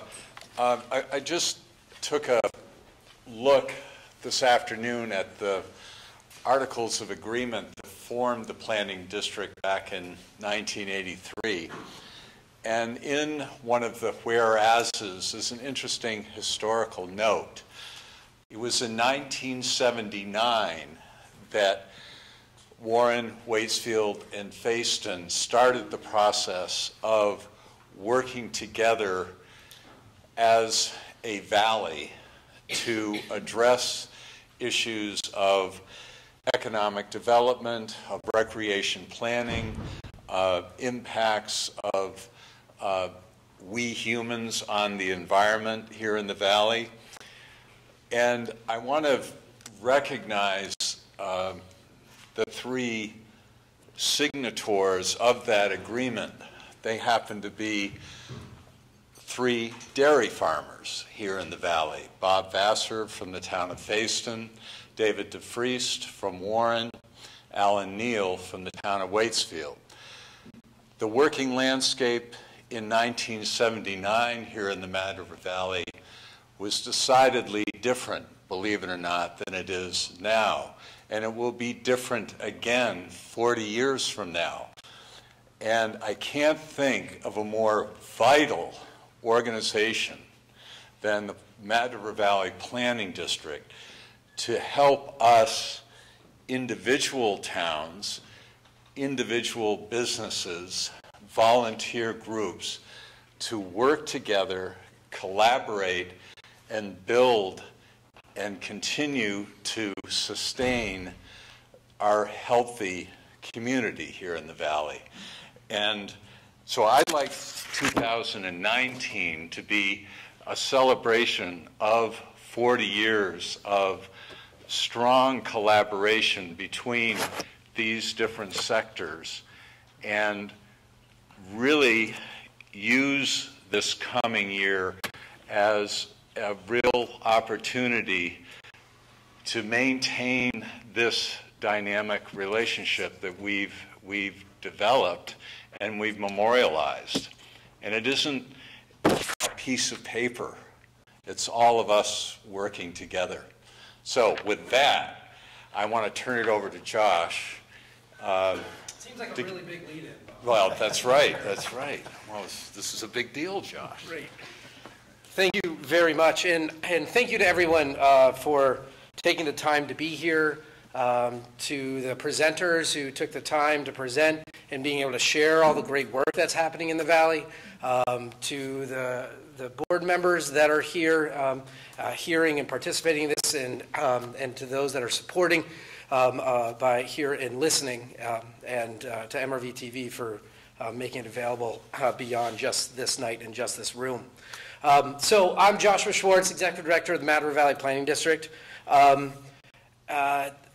This is the purpose of the planning district that was set up in the Articles of Agreement from 1985. And this is really the roles that we get to play.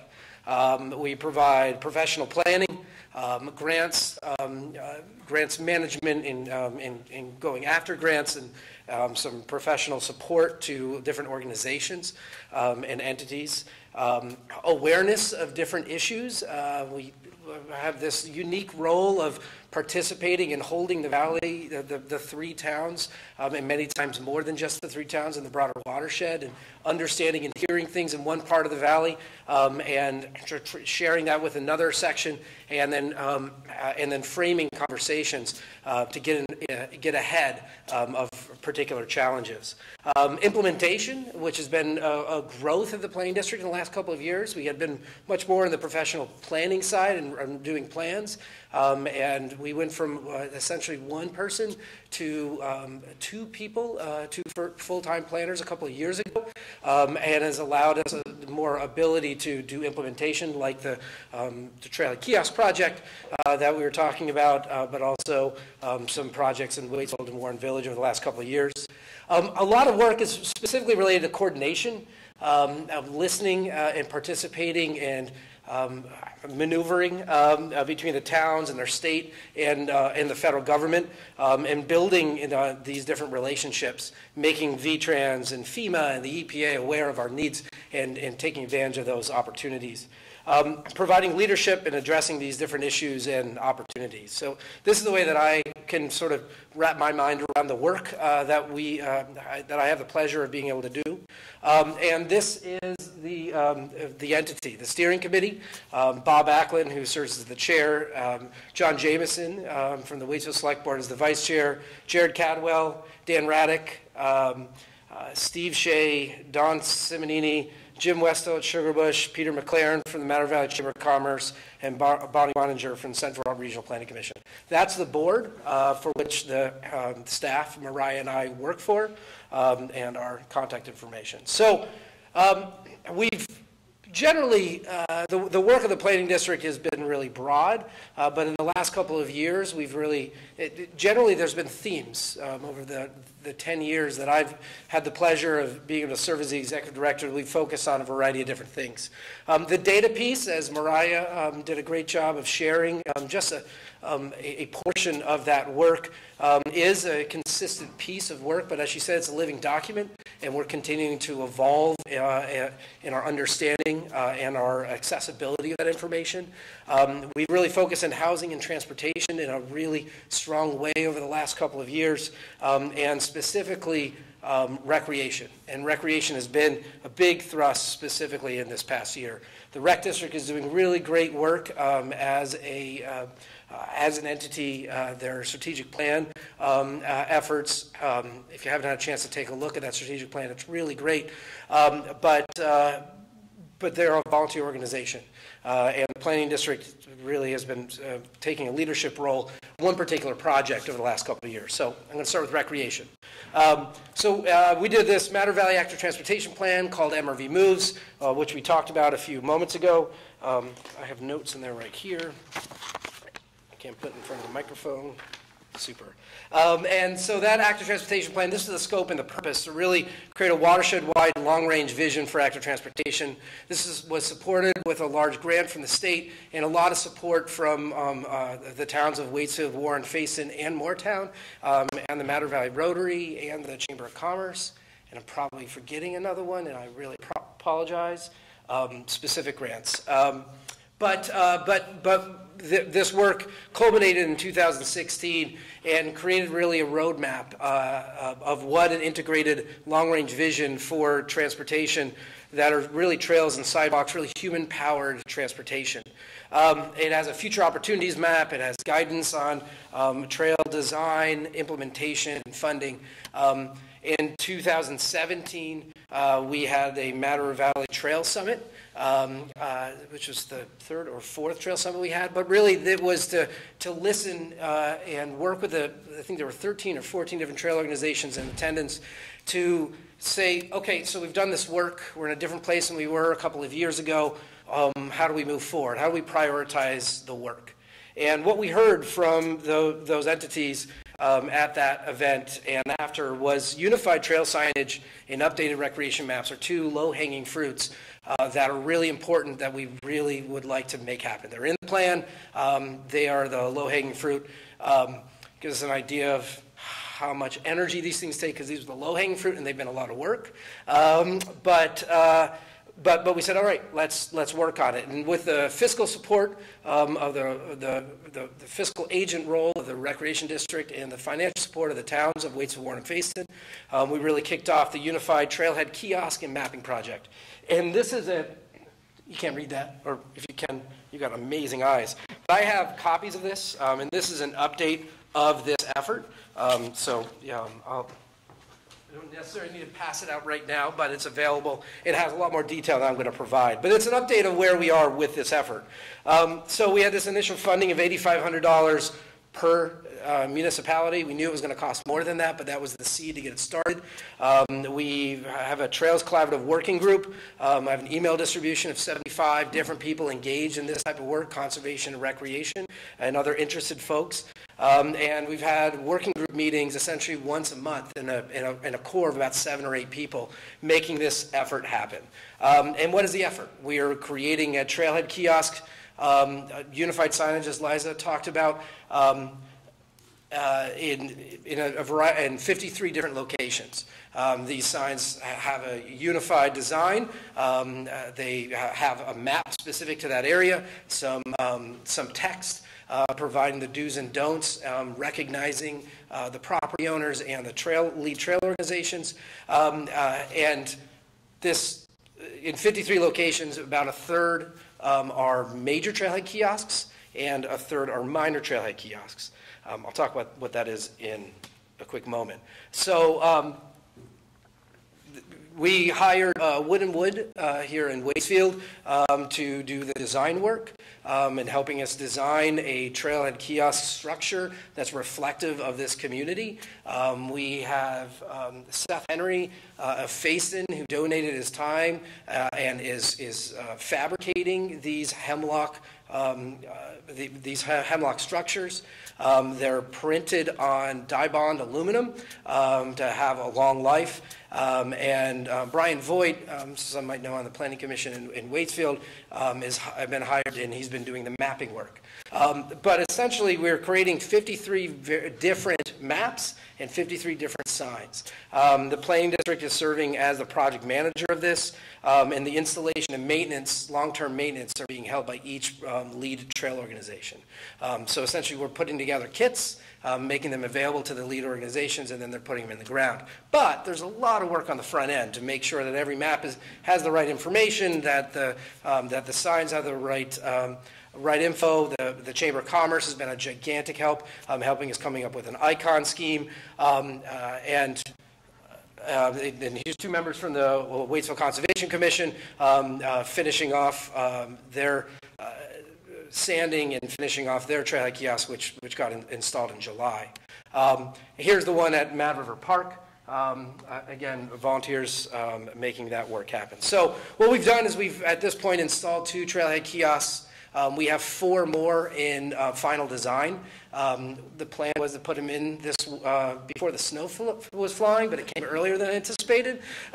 So that's okay. And then we have the remaining amount, 47 more, that we're going to be doing the design work through the winter, doing the fabrication and having them ready to be installed in the summer. In addition, to the large ones that you see here, there are minor trailhead signs. This is a draft of the Heart of the Valley Trail, the Wetlands Boardwalk, maintained by the Mad River Path Association. But if you see, it provides more info than just the Path Association. We're recognizing all the different entities that make this work possible, identifying the different types of uses there as well. The boardwalk has expanded and changed, and I should note really quickly that some of the data on the trail counts for the boardwalk happened while that was under construction, and the trail counts for the Chase Bricktown Forest also happened while that was under construction. So it'll be really interesting to see these next year as we continue to collect this data. But these are 2/3 of the trailhead kiosks. These are 3 feet by 2 feet, and be produced and moving forward. But this has been a fair amount of work from the planning district, but we're really excited to play this role, to be an implementer, to be able to support all our different trail organizations. But it speaks to community development. We have lots of different folks at the table, and we've got to get this right. So we really appreciate the support from the towns. That $8,500 per town, that was provided. The total amount of the work was a bit more, and I'm proud to say that we've received $33,500 in addition to the $25,500 from the towns, with grants from Building and General Services and the Department of Health at the state. I'm also glad that I don't have to spend any more of our planning district time trying to get funding. Now we can just put all of our time into implementing the work. Again, this is being matched with the planning district's time, with the time of the different trail organizations that are making it happen. So that's one area, really the largest area where we spent our time this year. We anticipate, like I said, being done halfway through next year. Another area where we're focusing on is transportation. Working with leading the Mad River Valley Transportation Advisory Committee and related implementation efforts, providing support for the Mad River Valley bus provided by Green Mountain Transit, and funded locally primarily through Sugarbush. The seasonal bus service, this is a draft of this year's map and guide, and that's actually me getting on the bus last year with skis. I did that once. I thought I'd do it more. And then also working with Central Vermont Regional Planning Commission on those trail counts that Mariah shared before, and that's Dan from CVRPC providing counts on the sidewalk. I think that data is really important to gauge our investments that we've had over time, and knowing where that's going. The next area is housing and the Tenants for Turns program that Sugarbush implemented last year. I believe there were 20, let me know if I'm wrong, 27 matches last year, 27 people who are placed through that program, which was a match program between, a rewards match program between those who have units available to rent and specifically employees, and Sugarbush provided a benefit to those who provided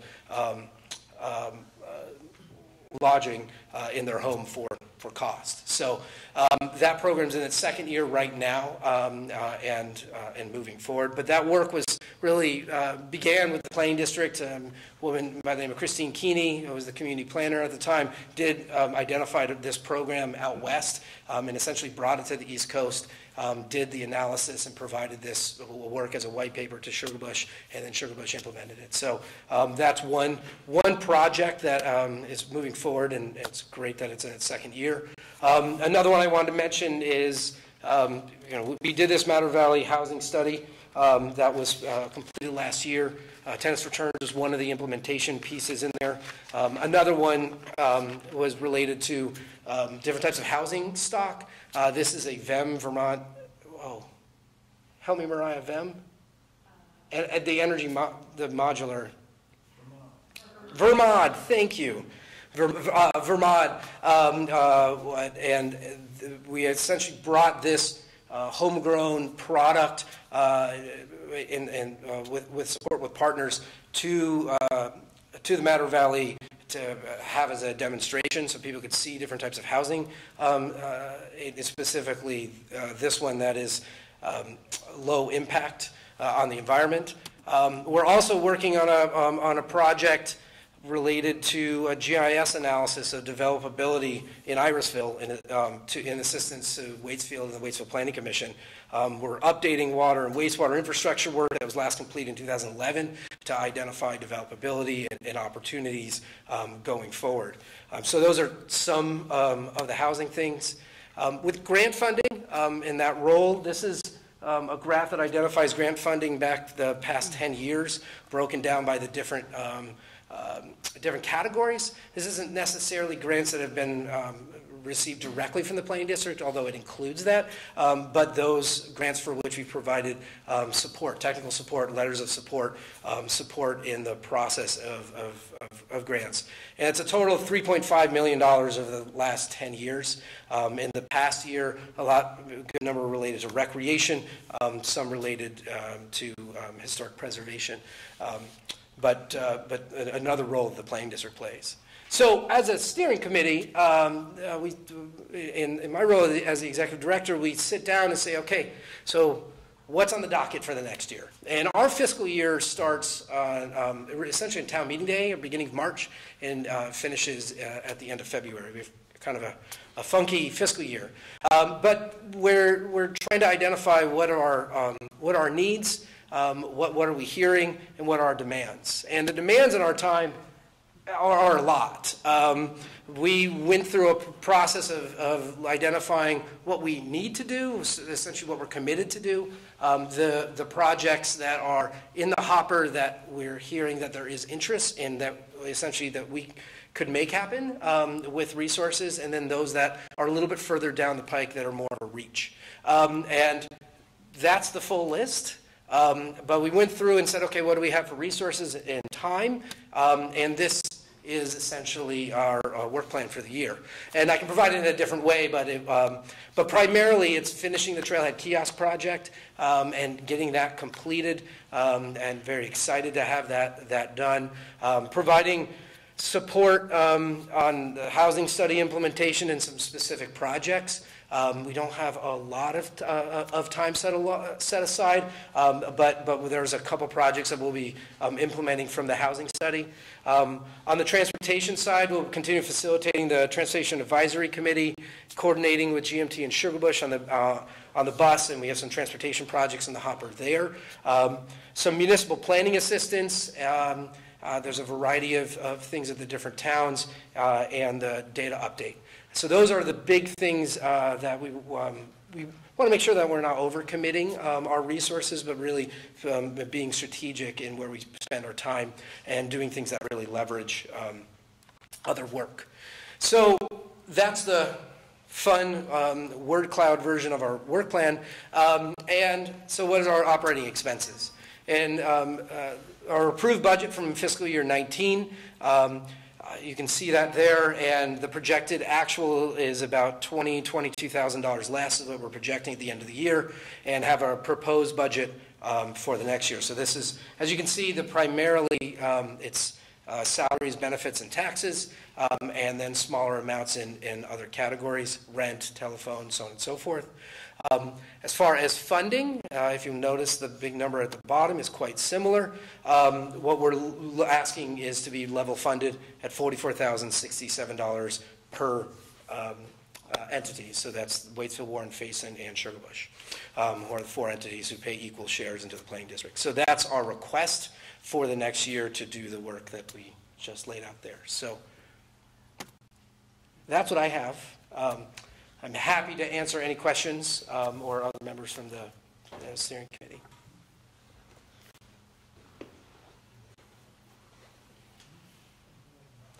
And with that, thank you.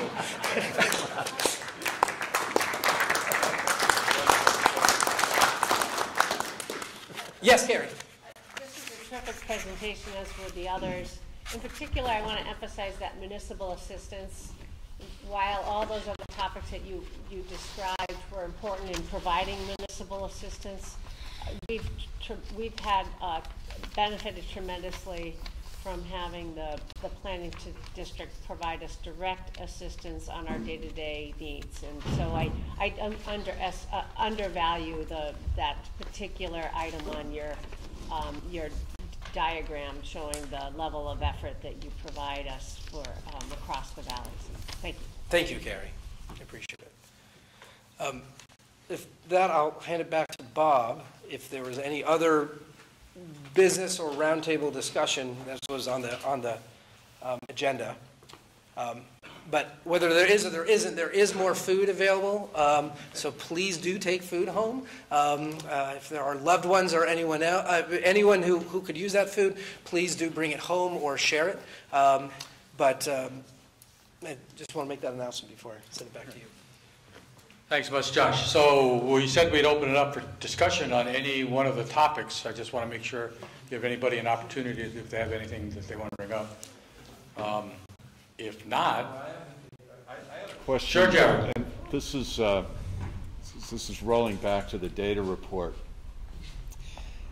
I'm really curious about these school enrollment numbers because it appears that while we're seeing a sizable decrease in high school enrollment, the elementary school numbers do not show a corresponding decrease. In fact, based on the larger population of Vermont, it's actually a flat line of a rather insubstantial decrease in enrollment across our elementary schools.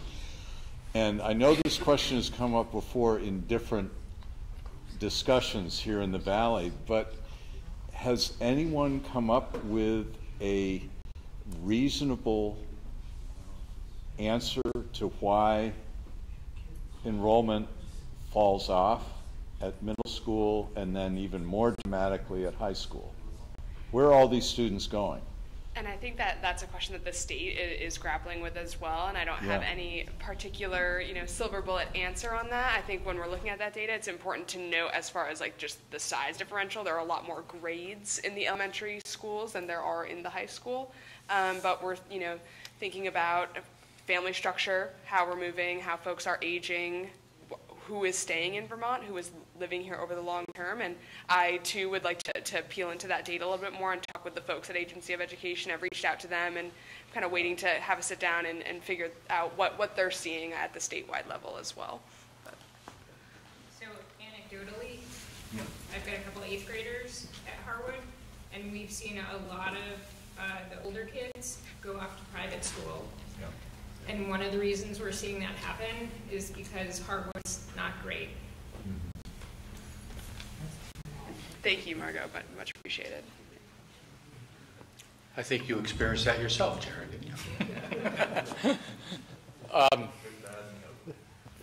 Yeah, that was remarkable, I think, to see that. When I stopped in the office yesterday and Mariah showed that to me, I sort of was a little bit dumbfounded to say, okay, where are they all going? I know plenty go off to private school, but not to that extent. It's a bigger question. So. And I should note that we do have, that data is available by individual school. The elementary is the cumulative elementary schools, all that are in the Harwood Unified Union District. And the same with the middle school. But we, for the sake of telling the story, we in as clean of a way as possible, that information's all been combined. But that we do have the information, the state has the information by school. The one thing, that has, in Warren at least, has happened, we have picked up a significant number of children from Granville and Hancock, which sort of elevated the numbers in Warren. I think that's been a trend for the last 3 or 4 years. Any other questions on any other topic?